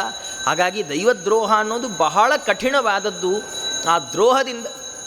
ಆ ದ್ರೋಹದಿಂದಲೇ ಸತ್ರಾಜಿತ ತಾನು ಮೃತನಾಗಿ ಬಿಟ್ಟಿದ್ದಾನೆ. ಹೀಗಾದಾಗ ಸತ್ಯಭಾಮಾದೇವಿಯರಿಗೆ ಬಹಳ ಸಿಟ್ಟು ಬಂದಿದೆ. ಅವರು ತಾವು ಎಣ್ಣೆಯ ಕೊಪ್ಪರಿಗೆಯಲ್ಲಿ ತಮ್ಮ ತಂದೆಯ ದೇಹವನ್ನಿಟ್ಟು ಅವರು ತಾವೇನು ಮಾಡಿದ್ದಾರೆ, ಶೀಘ್ರಂ ಸ್ಯಂದನ ಮಾರೂಢ, ವೇಗವಾಗಿ ಮನೋವೇಗದಿಂದ ಹೋಗುವಂತಹ ರಥವನ್ನು ಹತ್ತಿದ್ದಾಳೆ. ಹತ್ತಿ ತಾನು ಸೀದಾ ವಾರಣಾವತಕ್ಕೆ ಬಂದು ದೇವರಿಗೆ ಕೃಷ್ಣನಿಗೆ ಅಂತ ಇದ್ದಾಳೆ, ಭಗವತೆ ಅಹಂ ಪ್ರತಿಪಾದಿತೆ ತ್ಯಕ್ಷಾಂತಿಮತ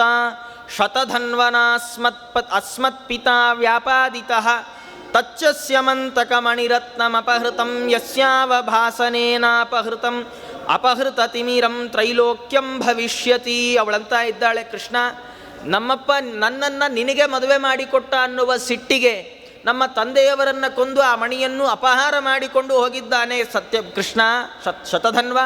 ಇದರಿಂದ ನನಗೇನು ಸಮಸ್ಯೆ ಅಂತ ಕೇಳಬೇಡ. ಸತ್ಯಭಾಮಾದೇವಿಯರಂತಾರೆ, ತದೀಯಂ ತ್ವದೀಯ ಪ್ರಹಸನ ತದಾಲೋಚ್ಯ ಯದತ್ರ ಯುಕ್ತಂ ತತ್ಕ್ರಿಯತಾಂ. ಇದು ನನಗೆ ಆದ ತೊಂದರೆ ಅಲ್ಲ, ನನಗೊಬ್ಬಳಿಗೆ ಆದ ಸಮಸ್ಯೆ ಅಲ್ಲ. ನಿಮ್ಮಪ್ಪಂತಾನೇ ಕೊಂದಿದ್ದು, ನಾನೇನು ಮಾಡಲಿ ಅನ್ಬೇಡ, ಇದು ನಿನಗೆ ಮಾಡಿದ ಅವಮಾನ ಅಂತಾಳೆ ಸತ್ಯಭಾಮಾದೇವಿಯರು. ಯಾಕೆಂದರೆ ನಾನು ನಿನ್ನ ಹೆಂಡತಿಯ ನಿನ್ನ ಮಾವನ್ನ ನೀನು ಇಲ್ದಿದ್ದಾಗ ನೋಡ್ಕೊಂಡು ಕೊಂದು ನಿಂಗೆ ಸೇರಬೇಕಾದ ಮಣಿಯನ್ನು ಎತ್ಕೊಂಡು ಹೋಗಿದ್ದಾನೆ ಅಂದರೆ ಇದು ನಿನಗೆ ಮಾಡಿದಂಥ ಅವಮಾನ.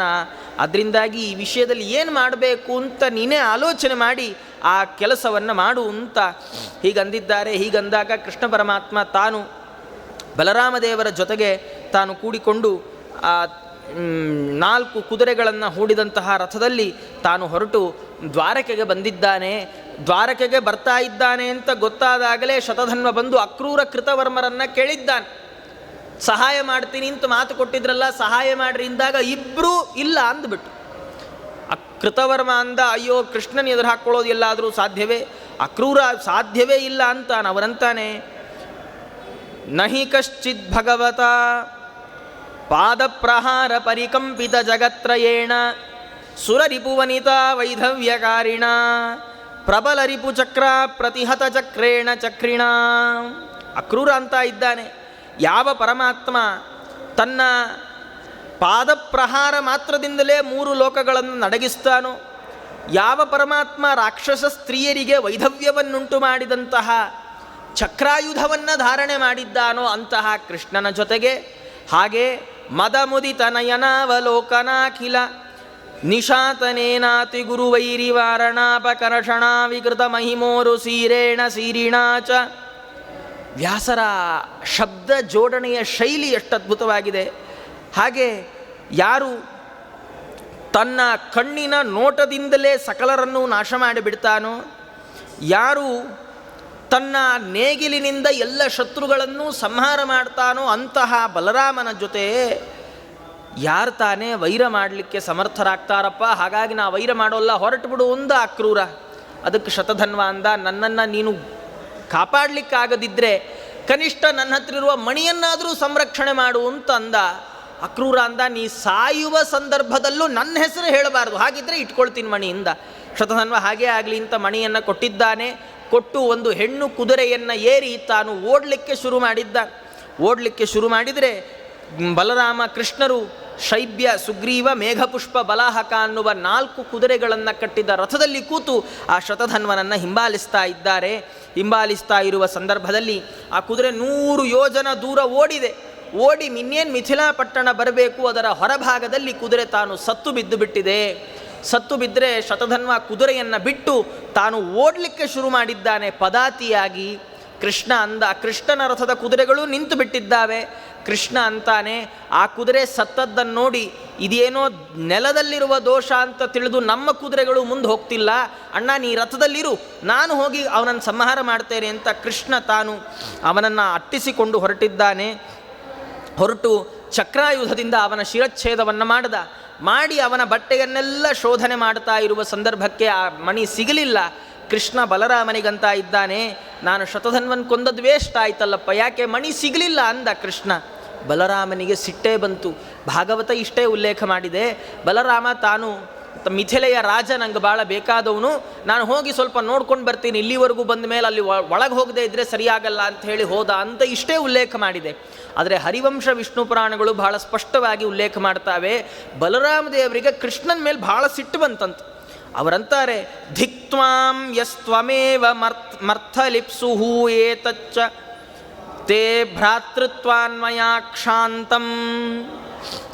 ಕೃಷ್ಣ, ನೀನು ಇಂಥ ಲೋಭಿ ಅಂದ್ಕೊಂಡಿರಲಿಲ್ಲ, ನೀನಿಷ್ಟು ಕಪಟಿ ಅಂತ ನಾನು ಅಂದ್ಕೊಂಡಿರಲಿಲ್ಲ, ಮಣಿಯ ಮೇಲಿನ ಆಸೆಯಿಂದ ನನಗೇ ಸುಳ್ಳು ಹೇಳ್ತಾ ಇದ್ದೀಯಾ, ಹೋಗು ತಮ್ಮ ಅಂತ ನಿನ್ನನ್ನು ಕ್ಷಮಿಸಿಬಿಟ್ಟಿದ್ದೇನೆ, ಹೋಗು ಅಂತ ಅವನನ್ನು ಕೃಷ್ಣನನ್ನು ಬೈದು, ನಾನು ದ್ವಾರಕೆಗೂ ಬರಲ್ಲ, ನಿನ್ನ ಬಂಧುಗಳು ಬೇಡ, ನಿನ್ನ ಬಾಂಧವರು ಬೇಡ, ನೀನು ಬೇಡ, ಯಾರು ಬೇಡ, ಹೊರಟು ಬಿಡು ಅಂತ ಕೃಷ್ಣನನ್ನು ಬೈದು ಕಳುಹಿಸಿದ್ದಾನೆ. ಕೃಷ್ಣ ಬಹಳಷ್ಟು ಆಣೆ ಮಾಡಿದ್ನಂತೆ. ವಿಷ್ಣು ಪುರಾಣ ಉಲ್ಲೇಖ ಮಾಡುತ್ತೆ, ಬಹಳ ಹೇಳಿದ್ದ, ನೋಡಪ್ಪ ಇಲ್ಲ ಬಲರಾಮ ಹಾಗೆ ಹೀಗೆ ತುಂಬ ಹೇಳ್ದ. ಬಲರಾಮ ಯಾವುದನ್ನು ಒಪ್ಪಿಕೊಳ್ಳದೆ ಆತ ವಿದೇಹ ರಾಜ್ಯಕ್ಕೆ, ವಿದೇಹ ನಗರಕ್ಕೆ ಹೊರಟು ಬಿಟ್ಟ.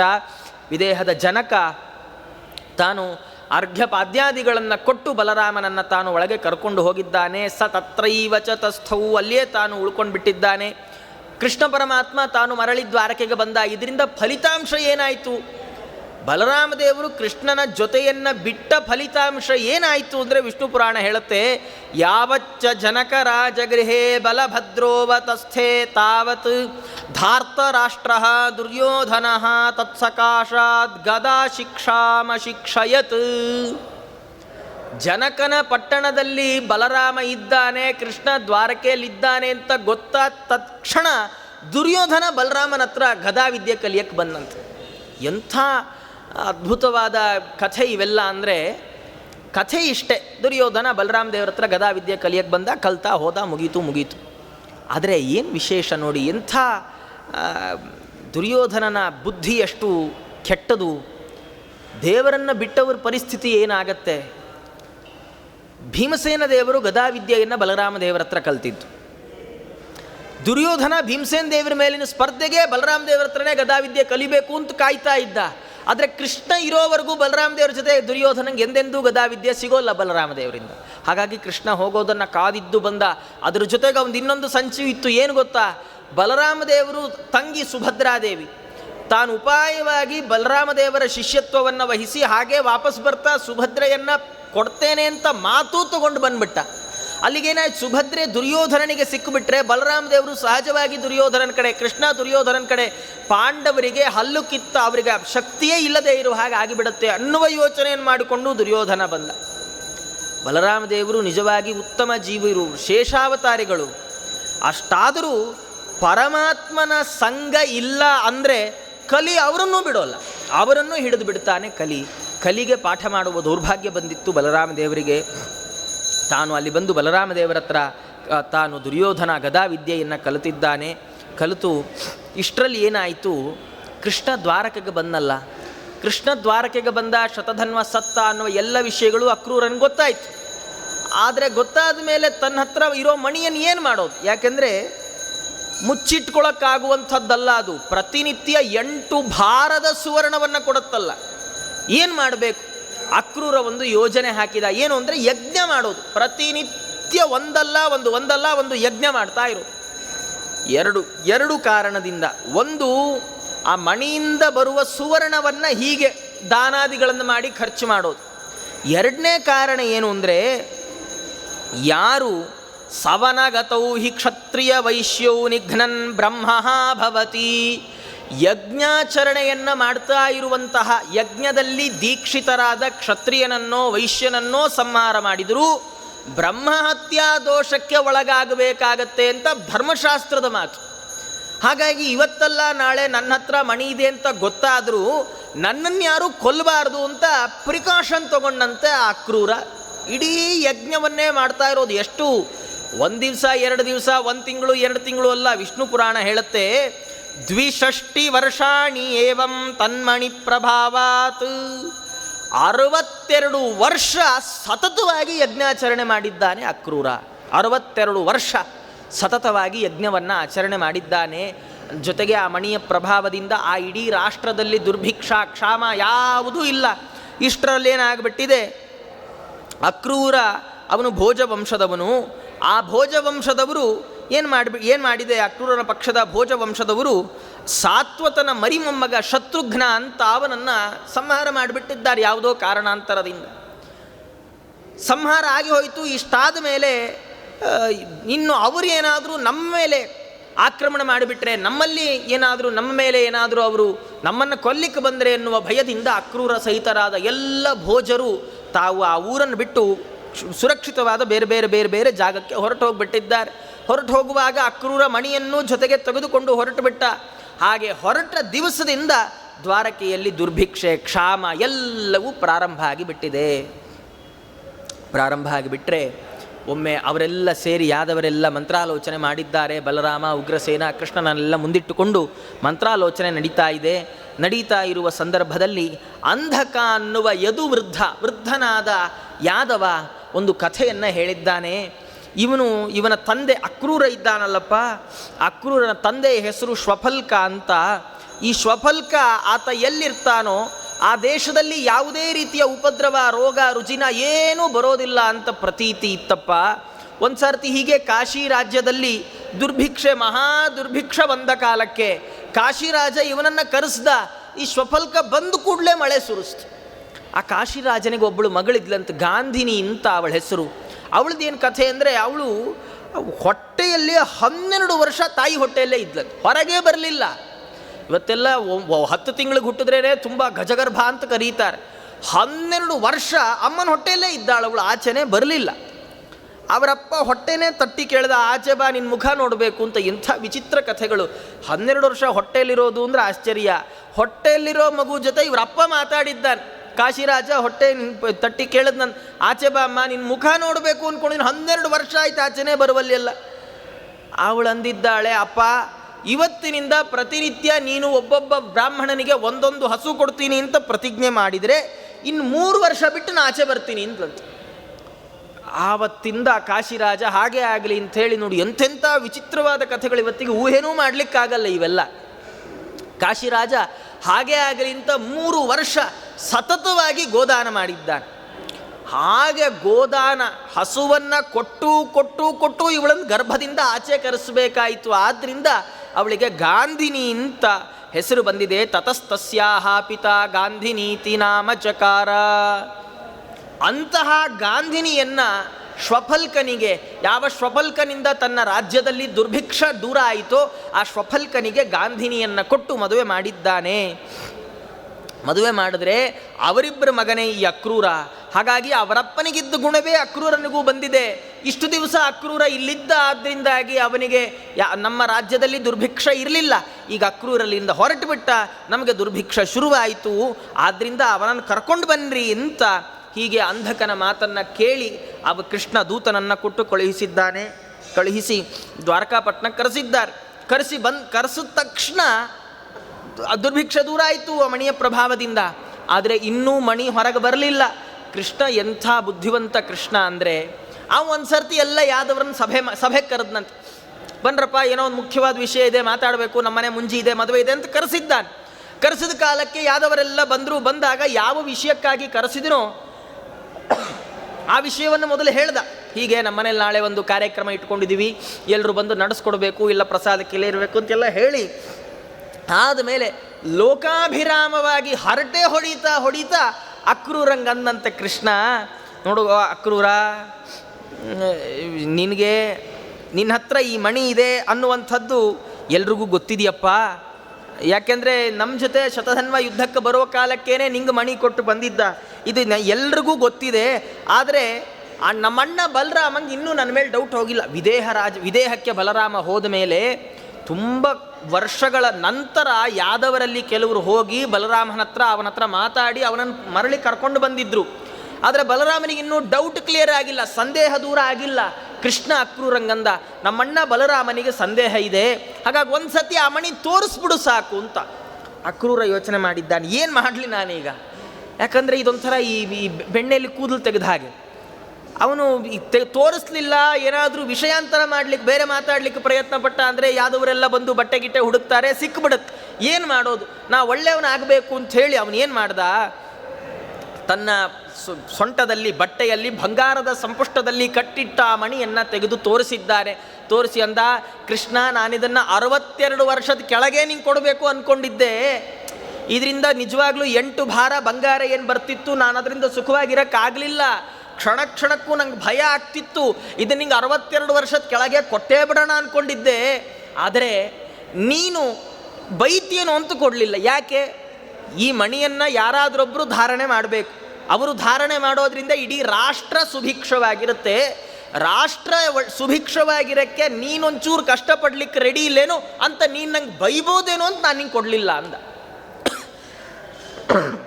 ಹಾಗಾಗಿ ನಾನು ನಿಂಗೆ ಕೊಡಲಿಲ್ಲ ಅಷ್ಟೇ, ಈ ಮಣಿಯನ್ನು ನಾನೇನು ಅನುಭವಿಸಿಲ್ಲ, ಬಹಳ ಕಷ್ಟವನ್ನೇ ಪಡ್ತಾ ಇದ್ದೇನೆ ಅಂಥೇಳಿ ಯಾದವರ ಮುಂದಿಟ್ಟಾಗ ಮುಂದಿಟ್ಟಂದ, ಶತಧನ್ವ ನಂಗೆ ಇದನ್ನು ಕೊಟ್ಟಿದ್ದು, ಇದು ನಂದು ಅಲ್ಲ, ಶತಧನ್ವಂದು ಅಲ್ಲ, ಇದು ಯಾರಿಗೆ ಸೇರುತ್ತೋ ಅವರು ತಗೊಳ್ರಿ ಇಂದ.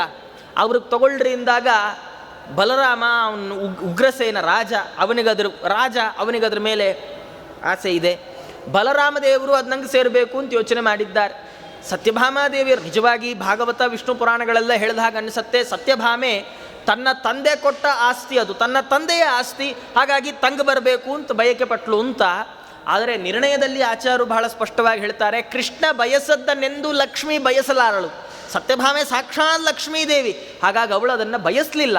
ಆದರೆ ಜಾಂಬವತಿಗೆ ಅವಳಿಗೆ ಅದ್ರ ಮೇಲೆ ಅಭಿಮಾನ ಇತ್ತಂದು. ಯಾಕೆಂದರೆ ನಮ್ಮಪ್ಪ ಕೊಟ್ಟು ವರದಕ್ಷಿಣೆ ಇದು, ಹಾಗಾಗಿ ನಂಗೆ ಸೇರಬೇಕಿದು ಅಂತ ಜಾಂಬವತಿ ದೇವಿಯರು, ಬಲರಾಮ, ಉಗ್ರಸೇನ ಎಲ್ರಿಗೂ ಅದ್ರ ಮೇಲೆ ಕಣ್ಣು. ಏನು ಮಾಡೋದು? ಮತ್ತೆ ಸಿಕ್ಕಾಕೊಂಡ ಕೃಷ್ಣ. ವಿಷ್ಣು ಪುರಾಣ ಹೇಳುತ್ತೆ, ಬಲ ಸತ್ಯಾವಲೋಕನಾತ್ ಕೃಷ್ಣೋಪಿ ಆತ್ಮಾನಂ ಗೋಚಕ್ರಾಂತರಾವಸ್ಥಿತಮಿವ ಮೇನೆ. ಅವನು ಹೇಗಾಯಿತು ಕೃಷ್ಣಂಗೆ ಅಂದರೆ, ಒಂದು ಕಡೆ ಬಲರಾಮನಿಗೆ ಆಸೆ, ಇನ್ನೊಂದು ಕಡೆ ಹೆಂಡತಿ ಆಸೆ. ಹೆಂಡತಿಗೆ ಕೊಟ್ಟರೆ ಅಣ್ಣಂಗೆ ಸಿಟ್ಟು, ಅಣ್ಣಂಗೆ ಕೊಟ್ಟರೆ ಹೆಂಡತಿಗೆ ಸಿಟ್ಟು. ಸಾಮಾನ್ಯ ಆಗೋದೇ ಇದು ಎಷ್ಟು ಲೌಕಿಕ. ಕೃಷ್ಣ ಎಷ್ಟು ಅದ್ಭುತವಾಗಿ ಎಲ್ಲವನ್ನು ನಿಭಾಯಿಸ್ತಾನೆ ಅಂದರೆ, ಇವತ್ತಿಗಾಗೋದೇ ಹೀಗಲ್ಲ. ತವ್ರ ಮನೆಗೆ ಹೋದರೆ ಗಂಡನ ಮನೆ ಕಡೆ, ಗಂಡನ ಮನೆಗೆ ತವ್ರ ಮನೆಗೆ ಸಿಟ್ಟು, ಗಂಡು ಮಕ್ಳಿಗೂ ಇದೇ ಸಮಸ್ಯೆ, ಹೆಣ್ಣು ಮಕ್ಳಿಗೂ ಇದೇ ಸಮಸ್ಯೆ. ಕೃಷ್ಣ ಏನು ಮಾಡಿದ್ದಾನೆ ಅವನು ನೋಡ್ದ, ಅವನು ಹೇಗೆ ಆಗ್ಬಿಟ್ಟ ಅಂದರೆ, ಗೋಚಕ್ರಾಂತರಾವಸ್ಥಿತಂ, ಎತ್ತಿಗೂ ಚಕ್ರಕ್ಕೂ ಮಧ್ಯೆ ಸಿಕ್ಕಾಕೊಂಡವನು ಹೇಗಾಗ್ಬೇಕು ಹಾಗಾಗ್ಬಿಟ್ನಂತೆ. ಒಂದು ಕಡೆ ಎತ್ತು ಎಳ್ಕೊಂಡು ಹೋಗೋದು, ಇನ್ನೊಂದು ಕಡೆ ಚಕ್ರ ತಿರುಗೋದು, ಎರಡರ ಮಧ್ಯದಲ್ಲಿ ತಾನು ಸಿಕ್ಕಾಕೊಂಡ್ರೆ ಹೇಗಾಗಬೇಕು ಹಾಗಾಗ್ಬಿಟ್ಟಿದ್ದಾನೆ ಕೃಷ್ಣ. ಅವನು ಯೋಚನೆ ಮಾಡ್ದ, ಸಕಲ ಯಾದವ ಸಮಕ್ಷಂಚ ಅಕ್ರೂರಮಃ. ಅದೇ ಸಭೆಯಲ್ಲಿ ಅಕ್ರೂರಂಗಂದಿದ್ದಾನೆ, ಏತದ್ಧಿ ಮಣಿರತ್ನಂ ಆತ್ಮ ಸಂಶೋಧನಾಯ ಏತೇಷಾಂ ಯದೂನಾಂ ಮಯಾ ದರ್ಶಿತಂ. ಈ ಮಣಿಯನ್ನು ನಾನು ಆಚೆ ತೆಗೆದು ತೋರಿಸು ಅಂದೆ, ಕೊಟ್ಟುಬಿಡು ಅಂತ ಹೇಳಲಿಲ್ಲ. ಅದು ಯಾಕೆ ಆಚೆ ತೆಗೆದು ತೋರಿಸು? ನನ್ನ ಮೇಲೆ ಬಂದ ಅಪವಾದದ ಪರಿಹಾರಕ್ಕೋಸ್ಕರ ಅಷ್ಟೇ ಅಪ್ಪ. ಈ ಮಣಿ ಇಟ್ಕೊಂಡು ನಾವೇನು ಮಾಡಬೇಕಾಗಿಲ್ಲ. ಯಾಕೆ? ಈ ಮಣಿ ಮೇಲೆ ನನಗೆ, ನಮ್ಮ ಅಣ್ಣಂಗೆ, ಸತ್ಯಭಾಮೆಗೆ, ಜಾಂಬವತಿ 4 ಮಂದಿಗೆ ಹಕ್ಕಿದೆ. ಆದರೆ ನಮ್ಗೆ ಯಾರಿಗೂ ಇದು ಬೇಡ ಅಂತ ಕೃಷ್ಣನೇ ಹೇಳಿಬಿಟ್ಟ. ಎಲ್ಲರ ಪರವಾಗಿ ಕೃಷ್ಣಂದೇ ಒಂದು ನಿರ್ಣಯ. ಅಲ್ಲ, ಯಾಕೆ ಬೇಡ, ನಂಗೆ ಬೇಕು ಅಂತ ಯಾರಾದರೂ ನೆಕ್ಸ್ಟ್ ಮಾತಾಡಬಹುದಲ್ಲ. ಕೃಷ್ಣ ಅದಕ್ಕೆಲ್ಲ ಒಂದೊಂದೇ ಕಾರಣ ಕೊಟ್ಟ. ನೋಡು, ಈ ಮಣಿಯನ್ನು ಧಾರಣೆ ಮಾಡಿಕೊಂಡವ ಬಹಳ ಶುಚಿಯಾಗಿರ್ಬೇಕು. ಅಶುಚಿಯಾಗಿದ್ದರೆ ಧಾರಣೆ ಮಾಡಿಕೊಂಡವನನ್ನೇ ಮಣಿ ಕೊಂದು ಹಾಕತ್ತೆ. ಪ್ರಸೇನ ಸತ್ರಾಜಿತರೇ ಅದಕ್ಕೆ ದೃಷ್ಟಾಂತ. ಆದರೆ ಈ ಮಣಿಯನ್ನು ನಾನು ಧಾರಣೆ ಮಾಡಿಬಿಟ್ರೆ ಏನಾಗುತ್ತೆ ಗೊತ್ತಾ? ನಂಗೆ ಎಷ್ಟು ಜನ ಹೆಂಡಂದಿರು? ಷೋಡಶಸ್ತ್ರೀ ಸಹಸ್ರೇಶಃ, 16,108 ಮಂದಿ ಹೆಂಡಂದಿರು ನನಗೆ. ಇಂಥ ಅಶುಚಿ ನಾನು ಮಣಿ ಧಾರಣೆ ಮಾಡ್ಬೋದಾ? ನಂಗೆ ಆಗಲ್ಲ. ನೋಡಿ, ಕೃಷ್ಣ ಎಷ್ಟು ನಾಟಕ ಚಕ್ರವರ್ತಿ. ಅವನು ಹೇಳ್ತಾನೆ, ಅತಃ ಅಹಂ ಅಸ್ಯ ಷೋಡಶಸ್ತ್ರೀ ಸಹಸ್ರ ಪರಿಗ್ರಹಾದ್ ಅಸಮರ್ಥ ಧಾರಣೆ. 16,108 ಮದುವೆ ಮಾಡ್ಕೊಂಡಿದ್ರಿಂದ ಈ ಮಣಿ ಧಾರಣೆ ಮಾಡಲಿಕ್ಕೆ ನಂಗೆ ಸಾಮರ್ಥ್ಯ ಇಲ್ಲ ಅಂದ ಕೃಷ್ಣ. ಎಷ್ಟು ಚೆನ್ನ ನೋಡಿ. ಮೊದಲು ಉಳಿದವ್ರು ತಪ್ಪು ಹೇಳಿ ಆಮೇಲೆ ತಪ್ಪು ಹೇಳ್ಕೊಳ್ಳೋದಲ್ಲ. ಮೊದಲು ತಮ್ಮದೇ ತಪ್ಪು ಹೇಳ್ಕೊಂಬಿಡೋದು, ಆಮೇಲೆ ಉಳಿದವ್ರದೆಲ್ಲ ಹೇಳೋದು. ಅವ್ರಿಗೂ ಒಂಚೂರು ಸಮಾಧಾನ, ಇವಂದೇ ಫಸ್ಟ್ ಹೇಳ್ಕೊಂಬಿಟ್ನಪ್ಪ ಅಂತ ಹಾಗೆ ಹೇಳ್ಕೊಂಡ. ಆಮೇಲೆ ಆರ್ಯ ಬಲಭದ್ರೇಣಾಪಿ, ಇನ್ನು ನಮ್ಮಣ್ಣ ಬಲರಾಮ ಅಂತೀರಾ, ಅವನು ಮದಿರಾಪಾನಾದ್ಯಶೇಷ ಭೋಗ ಪರಿತ್ಯಾಗ ಕಾರ್ಯ. ಆತ ಸ್ವಲ್ಪ ಭೋಗಿ. ಆತ ಒಂದು ವೇಳೆ ಈ ಮಣಿಯನ್ನು ಧಾರಣೆ ಮಾಡಿಕೊಳ್ಬೇಕು ಅಂದರೆ ಆತ ಮದಿರಾಪಾನಾದಿಗಳನ್ನು ಬಿಡಬೇಕಾಗತ್ತೆ, ಆತ ಭೋಗವನ್ನು ಬಿಡಬೇಕಾಗತ್ತೆ. ಆದರೆ ಆತ ಅದನ್ನು ಬಿಡೋಲ್ಲ. ಹೌದು, ಇನ್ನೇನು ಮಾತಾಡೋ ಹಾಗೆ ಇಲ್ಲ. ಇನ್ನು ಹಾಗಾಗಿ ತದಲಂ ಯದು ಲೋಕೋಯಂ ಬಲಭದ್ರಃ ಅಹಂಚ ಸತ್ಯಾಚ ತ್ವಾಂ ದಾನಪತೆ ಪ್ರಾರ್ಥಯಾಮಃ. ಹಾಗಾಗಿ ಇಡೀ ಯದುಕುಲದ ಸಮಕ್ಷದಲ್ಲಿ ನಾನು ಬಲರಾಮ, ನಮ್ಮಣ್ಣ, ನನ್ನ ಹೆಂಡತಿ ಸತ್ಯಭಾಮೆ ಎಲ್ಲರೂ ನಿನ್ನನ್ನೇ ಪ್ರಾರ್ಥನೆ ಮಾಡ್ತೇವೆ. ದಾನಪತಿ ನೀನೇ ಇದನ್ನು ಧಾರಣೆ ಮಾಡಿಕೊಂಡಿರು. ಸದಾ ಬ್ರಹ್ಮಚರ್ಯದಲ್ಲಿ ನಿರತನಾಗಿರ್ತಿ, ಯಜ್ಞಯಾಗಾದಿಗಳನ್ನು ಮಾಡ್ತಿ, ದಾನ ಧರ್ಮವನ್ನು ಮಾಡ್ತಿ, ಸದಾ ಶೌಚವನ್ನು ಆಚರಣೆ ಮಾಡ್ತೀಯಪ್ಪ. ಹಾಗಾಗಿ ನೀನು ಇದನ್ನು ಧಾರಣೆ ಮಾಡಿಕೊಂಡ್ರೆ ರಾಷ್ಟ್ರ ರಕ್ಷಣೆ ಆಗತ್ತೆ. ರಾಷ್ಟ್ರ ರಕ್ಷಣೆಯ ಉದ್ದೇಶದಿಂದ ನಾವ್ಯಾರೂ ಇದನ್ನು ಧಾರಣೆ ಮಾಡಲಿಕ್ಕೆ ಸಮರ್ಥರಲ್ಲ, ನೀನೇ ಧಾರಣೆ ಮಾಡಿಕೊಳ್ಳು ಅಂತ ಹೀಗೆ ಅಂದಾಗ ಆವತ್ತಿನಿಂದ ಅಕ್ರೂರ ಎಲ್ಲರ ಮುಂದೆನೇ ತಾನು ಕುತ್ತಿಗೆಯಲ್ಲಿ ಆ ಮಣಿಯನ್ನು ಧಾರಣೆ ಮಾಡಿಕೊಂಡು ಆತ ಇದ್ದಾನೆ. ಇತ್ಯೇ ತದ್ಭಗವತೋ ಮಿಥ್ಯಾಭಿಷಸ್ತಿ ಕ್ಷಾಲನಂಯಃ ಸ್ಮರತಿ ನ ತಸ್ಯ ಕದಾಚಿದಲ್ಪಾಪಿ ಮಿಥ್ಯಾಭಿಷಸ್ತಿರ್ಭವತಿ. ಈ ಕಥೆಯ ಫಲಿತಾಂಶ ಏನು? ಈ ಕಥೆಯ ಫಲ ಏನು? ಕೃಷ್ಣನಿಗೆ ಬಂದ ಮಿಥ್ಯಾಪವಾದದ ಕಥೆಯನ್ನು ನಾವು ಕೇಳಿದರೆ ನಮಗೆ ಸ್ವಲ್ಪವೂ ಮಿಥ್ಯಾಪವಾದ ಬರೋಲ್ಲ ಅಂತ ಎಷ್ಟು ವಾದಿರಾಜರು ಹೇಳುವಾಗ ಅಂತಾರೆ, ಈ ಪರಿ ತನ್ನನೆಂದರೆ ಪರರ ನಷ್ಟವು ಲಾಭವೀತಗೆ ಪರರ ಪೀಡೆಯು ಲೀಲೆಯು, ಪರರು ಈ ಪರಿ ತನ್ನನೆಂದರೆ ಪರಮ ಹರುಷವ ಮಾಡುವ ಅಂತ. ದೇವರನ್ನ ಜಾರ ಅಂತ ದೇವರ ಜಾರತ್ವವನ್ನು ನಾವು ಚಿಂತನೆ ಮಾಡಿದರೆ ನಮಗೆ ಜಾರತ್ವ ಹೋಗುತ್ತಂತೆ. ದೇವರನ್ನು ನಾವು ಚೋರ ಅಂತ ಚಿಂತನೆ ಮಾಡಿದರೆ ನಮಗೆ ಚೋರತ್ವ ಹೋಗುತ್ತೆ. ಕದಿಯುವ ಬುದ್ಧಿ ನಮಗೆ ಬರೋಲ್ಲ. ದೇವರಿಗೆ ಬಂದ ಕೆಟ್ಟ ಅಪವಾದವನ್ನು ನಾವು ಕೇಳಿದರೆ ನಮಗೆ ಬಂದ ಕೆಟ್ಟ ಅಪವಾದ ಪರಿಹಾರ ಆಗುತ್ತೆ. ಈ ಥರದವ್ರು ಯಾರಿದ್ದಾರ್ರಿ? ಅವ್ರ ಮೇಲೆ ಎಲ್ಲವನ್ನ ತಪ್ಪನ್ನು ಹೊರಸಿಕೊಂಡು ಅದನ್ಯಾರು ಚಿಂತನೆ ಮಾಡ್ತಾರೆ, ಅದನ್ಯಾರು ಸ್ಮರಣೆ ಮಾಡ್ತಾರೆ, ಅವರಿಗೆ ಆ ಕೆಟ್ಟದ್ರಿಂದೆಲ್ಲ ಬಿಡುಗಡೆಯ ಭಾಗ್ಯವನ್ನು ಕರುಣಿಸ್ತಾನೆ ಅಂದರೆ ಅದು ಪರಮಾತ್ಮ ಒಬ್ಬನೇ. ಅದಕ್ಕೆ ಜಗನ್ನಾಥದಾಸರಂತಾರೆ, ಏನು ಕರುಣಾಳು ಹರಿ ಮತ್ತೇನು ಭಕ್ತ ಪರಾಧೀನ. ಹಾಗಾಗಿ ಅಲ್ಪಾಪಿ ಮಿಥ್ಯಾಭಿಷಸ್ತಿ ನ ಭವತಿ, ಸ್ವಲ್ಪವಾದರೂ ಅವನಿಗೆ ಮಿಥ್ಯಾಪವಾದ, ತಪ್ಪು ಅಪವಾದ, ಕೆಟ್ಟ ಅಪವಾದಗಳು ಅವನ ಮೇಲೆ ಬರೋಲ್ಲ. ಅವ್ಯಾಹತ ಅಖಿಲೇಂದ್ರಿಯಶ್ಚ ಅಖಿಲ ಪಾಪಮೋಕ್ಷಮವಾಪ್ನೋತಿ, ಎಲ್ಲ ಇಂದ್ರಿಯದ ಜಯವನ್ನು ಸಂಪಾದನೆ ಮಾಡ್ತಾನೆ, ಎಲ್ಲ ಪಾಪಗಳಿಂದ ಆತ ಬಿಡುಗಡೆಯನ್ನು ಪಡೀತಾನೆ ಅಂತ ಹೀಗೆ 13ನೇ ಅಧ್ಯಾಯವನ್ನು ಉಪಸಂಹಾರ ಮಾಡಿ ಮತ್ತೆ 14ನೇ ಅಧ್ಯಾಯ ಇದರಲ್ಲಿ ಎಲ್ಲ ಆ ಯದುಕುಲದ ವಂಶದವರ ಉತ್ಪತ್ತಿ, 15, 16ನೇ ಅಧ್ಯಾಯಗಳಲ್ಲೂ ಹೀಗೆ ಯದುವಂಶದ ಉತ್ಪತ್ತಿಯನ್ನೆಲ್ಲ ತಾವು ನಿರೂಪಣೆ ಮಾಡಿ ಆ 15ನೇ ಅಧ್ಯಾಯದಲ್ಲಿ ಯಾರ್ಯಾರು ಅವತಾರವನ್ನು ಮಾಡಿದ್ದಾರೆ, ವಸುದೇವನ ವಂಶ, ವಸುದೇವನಿಗೆ ದೇವಕಿಯಲ್ಲಿ ಯಾರ್ಯಾರು ಮಕ್ಕಳಾಗಿದ್ದಾರೆ, ಕಂಸ ಅವರನ್ನೆಲ್ಲರನ್ನ ಸಂಹಾರ ಮಾಡಿಬಿಟ್ಟಿದ್ದಾನೆ ಅರ್ಧರಾತ್ರಿಯಲ್ಲಿ. ಆಮೇಲೆ ದೇವಕಿಯ 7ನೇ ಗರ್ಭ ಅದನ್ನು ತಗೊಂಡು ಹೋಗಿ ರೋಹಿಣಿಯ ಜಠರದಲ್ಲಿ ಯೋಗಮಾಯೆತಾನಿಟ್ಟಿದ್ದಾಳೆ. ಗರ್ಭವನ್ನು ಇಲ್ಲಿಂದ ಕರ್ಷಣೆ ಮಾಡಿ ಅಲ್ಲಿಟ್ಟಿದ್ದಕ್ಕೆ, ಸೆಳೆದು ಅಲ್ಲಿಟ್ಟಿದ್ದಕ್ಕೆ ಈ ಗರ್ಭಕ್ಕೆ ಸಂಕರ್ಷಣ ಅನ್ನುವ ಹೆಸರು ಬಂದಿರುವಂಥದ್ದು ಅಂತ ಹೀಗೆ ಹೇಳಿ ಮುಂದೆ ಈ ವಸುದೇವನ ಕಥೆಯನ್ನು ಹೇಳುವಾಗಂತಾರೆ, ವಸುದೇವ ಹುಟ್ಟಿದ್ದಾನಲ್ಲ, ವಸುದೇವ ಹುಟ್ಟುವ ಕಾಲಕ್ಕೆ ಮುಂದೆ ಇವನ ಮಗನಾಗಿ ಕೃಷ್ಣ ಪರಮಾತ್ಮ ಅವತಾರ ಮಾಡ್ತಾನೆ ಅನ್ನುವ ಕಾರಣದಿಂದ ವಸುದೇವ ಹುಟ್ಟಿದಾಗ ದೇವತೆಗಳೆಲ್ಲ ದುಂದುಬಿಯ ಶಬ್ದವನ್ನು ಮಾಡಿದ್ದಾರೆ. ಹಾಗಾಗಿ ಆನಕ ದೇವತೆಗಳು ಅವರು ಇವನ ಹುಟ್ಟುವಾಗ ದುಂದುಬಿಯನ್ನು ಶಬ್ದ ಮಾಡಿದ್ರಿಂದ ಇವನಿಗೆ ಆನಕ ದುಂದುಬಿ ಅಂತ ಹೆಸರಿತ್ತಂತೆ ವಸುದೇವನಿಗೆ. ಅಂತಹ ವಸುದೇವನಿಗೆ ದೇವಕಿಯಲ್ಲಿ 6 ಮಂದಿ ಮಕ್ಕಳು. 6 ಮಂದಿ ಮಕ್ಕಳನ್ನ ಕಥೆಯನ್ನು ಭಾಗವತ ಹರಿವಂಶಗಳು ನಿರೂಪಣೆ ಮಾಡ್ತಾವೆ. ಅವರೆಲ್ಲ ಕಾಲನೇಮಿಯ ಮಕ್ಕಳು. ಬ್ರಹ್ಮದೇವರನ್ನ ಕುರಿತು ತಪಸ್ಸು ಮಾಡಿ ಅವಧ್ಯತ್ವ ವರ ಪಡೆದ್ರೆ ಹಿರಣ್ಯಕಶಿಪುಗೆ ಸಿಟ್ಟು ಬಂತಂತೆ, ನಾನಿರುವಾಗ ಬ್ರಹ್ಮದೇವ್ರ ಹತ್ರ ತಪಸ್ಸು ಮಾಡಿದ್ರ ನೀವೆಲ್ಲ ನಿಮ್ಮ ಅಪ್ಪನಿಂದಲೇ ಸಾಯಿರಿ ಅಂತ ಶಾಪ ಹಾಕಿದ್ನಂತೆ. ಅವರೆಲ್ಲರೂ ದೇವಕಿಯ ಗರ್ಭದಲ್ಲಿ 6 ಮಂದಿ ಷಡ್ಗರ್ಭರು ಅಂತ ಅವರೆಲ್ಲ ಹುಟ್ಟಿದ್ದಾರೆ. ಕಾಲನೇಮಿಯೇ ಕಂಸ, ಅವರಪ್ಪನೇ ಅವರನ್ನೆಲ್ಲ ಕೊಂದು ಹಾಕಿಬಿಟ್ಟಿದ್ದಾನೆ. ಕೊನೆಗೆ 7ನೇ ಗರ್ಭ ಅದನ್ನು ದುರ್ಗಾದೇವಿಯರು ತಾವು ಸೆಳೆದು ರೋಹಿಣಿಯ ಗರ್ಭದಲ್ಲಿಟ್ಟಿದ್ದಾರೆ. ಹಾಗಾಗಿ ಸಂಕರ್ಷಣ ಅಂತ ಅಲ್ಲಿ ಹುಟ್ಟಿದ್ದಾನೆ. ಆಮೇಲೆ 8ನೆಯ ಗರ್ಭ ಪರಮಾತ್ಮ ತಾನು ಸ್ವಯಂ ಅವತಾರ ಮಾಡಿದ್ದಾನೆ. ಹೀಗೆ ಅವತಾರ ಮಾಡಿದ ಕೃಷ್ಣನಿಗೆ 16,101 ಪತ್ನಿಯರಿದ್ದಾರೆ. ಅವರಲ್ಲಿ ರುಕ್ಮಿಣಿ, ಸತ್ಯಭಾಮ, ಜಾಂಬವತಿ ಮುಂತಾದ 8 ಮಂದಿ ಅವರು ಪ್ರಧಾನರಾದವರು. ಹೀಗೆ ಪರಮಾತ್ಮ ಈ ಪರಮಾತ್ಮನ ವಂಶವನ್ನು ಹೀಗೆ ಮುಂದುವರಿಸ್ತಾ ಅವರಂತ ಇದ್ದಾರೆ.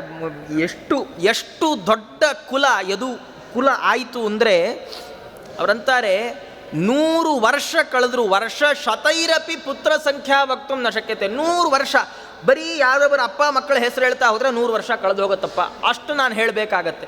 ಹಾಗಾಗಿ ಇಷ್ಟು ಯಥೋಹಿ ಶ್ಲೋಕವು ಇಮೌ ಅತ್ರ ಚರಿತಾರ್ಥವು, ಇಷ್ಟು ಒಂದು ಪ್ರಸಿದ್ಧಿಯನ್ನು ಹೇಳ್ತೇನೆ, ಅಷ್ಟು ಕೇಳು. ಯಾದವ ಕುಲ ಎಷ್ಟು ದೊಡ್ಡದು ಗೊತ್ತಾಗತ್ತೆ. ಏನು? ತಿಸ್ರಃ ಕೋಟ್ಯ ಸಹಸ್ರಾಣಾಂ ಅಷ್ಟಾಶೀತಿ ಶತಾನಿ ಚ ಕುಮಾರಾಣಾಂ ಗ್ರಹಾಚಾರ್ಯಾಶ್ಚಾಪ ಯೋಗೇಶು ಯೇ ರತಾಃ. ಯಾದವ ಸಮುದಾಯ ಆ ಯಾದವ ಕುಮಾರರಿಗೆ ಧನುರ್ವಿದ್ಯೆಯನ್ನು ಕಲಿಸಲಿಕ್ಕೆ 3,88,00,000 ಮಂದಿ ಆಚಾರ್ಯರಿಟ್ಟಿದ್ರಂತೆ. ಯಾದವ ಕುಲದ ಮಕ್ಕಳಿಗೆ, ಚಿಕ್ಕ ಮಕ್ಕಳು, ದೊಡ್ಡ ಮಕ್ಕಳು, ಇವರಿಗೆಲ್ಲ ಧನುರ್ವಿದ್ಯೆಯನ್ನು ಕಲಿಸ್ಲಿಕ್ಕೆ ಅಂತಲೇ ಗೃಹಾಚಾರ್ಯರು ಅಂತಾರೆ. ಅಂದರೆ ಮನೆ ಪಾಠದ ಆಚಾರ್ಯರು ಎಷ್ಟು ಜನ ಇದ್ದರು? 3,80,00,000 ಮಂದಿ ಆಚಾರ್ಯಿದ್ರಂತೆ. ಇವತ್ತಿಗೆ ಎಷ್ಟೋ ರಾಜ್ಯಗಳ, ದೇಶಗಳ ಜನಸಂಖ್ಯೆ ಇದು. ಇಷ್ಟು ಜನ ಯದುಕುಲದವರಿಗೆ ಪಾಠ ಮಾಡಲಿಕ್ಕಿದ್ದಾರೆ. ಹಾಗಾಗಿ ಇಂಥ ದೊಡ್ಡ ವಂಶ ಇದು. ಹಾಗಾಗಿ ಯತ್ರ ಅಯುತಾನಾಂ ಅಯುತ ಲಕ್ಷೇಣಾಸ್ತೆ ಸದಾಹುಕಾಹ. ಯಾದವ ಸಮುದಾಯಕ್ಕೆ ಆಹುಕ ರಾಜ, ಆ ಆಹುಕ ರಾಜನ ಜೊತೆಗೆ ಅನೇಕ ಮಂದಿ ಯಾದವರು ಅವನ ಜೊತೆಗೆ ಹಿಂಬಾಲಕರಾಗಿ ಯಾವಾಗಲೂ ಇದ್ದಾರೆ. ಇಷ್ಟು ದೊಡ್ಡದಾದಂತಹ ಯಾದವ ಕುಲನಪ್ಪ ಇದು. ಯಾರು ದೇವಾಸುರ ಸಂಗ್ರಾಮದಲ್ಲಿ ದೇವತೆಗಳಿಂದ ಯಾವ ದೈತ್ಯರೆಲ್ಲ ಸಂಹೃತರಾಗಿದ್ದಾರೋ ಅವರೇ ಸಜ್ಜನರಿಗೆ ಹಿಂಸೆ ಮಾಡಲಿಕ್ಕೆ ರಾಜರ ವಂಶದಲ್ಲಿ ಹುಟ್ಟಿದ್ದಾರೆ. ಹಾಗೆ ರಾಜರ ವಂಶದಲ್ಲಿ ಹುಟ್ಟಿದ ಕಾರಣಕ್ಕಾಗಿ ಅಂಥ ದುಷ್ಟರನ್ನು ಸಂಹಾರ ಮಾಡಲಿಕ್ಕೋಸ್ಕರ ದೇವತೆಗಳು ಯದುವಂಶದಲ್ಲಿ ಹುಟ್ಟಿದ್ದಾರೆ.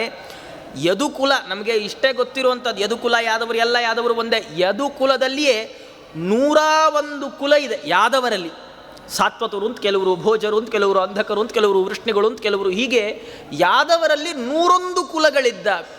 ಆ 101 ಕುಲಗಳಲ್ಲಿ ಅವರೆಲ್ಲ ಅವತಾರ ಮಾಡಿದ್ದಾರೆ.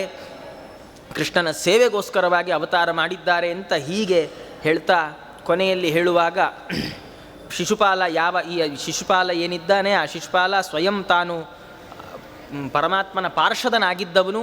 ಪರಮಾತ್ಮನಿಂದಲೇ ಆತ ಸಂಹೃತನಾಗಿ ಹಿಂದಿನ 2 ಜನ್ಮಗಳಲ್ಲಿ 3ನೆಯ ಜನ್ಮದಲ್ಲಿ ತಾನು ಶಿಶುಪಾಲನಾಗಿದ್ದಾನೆ.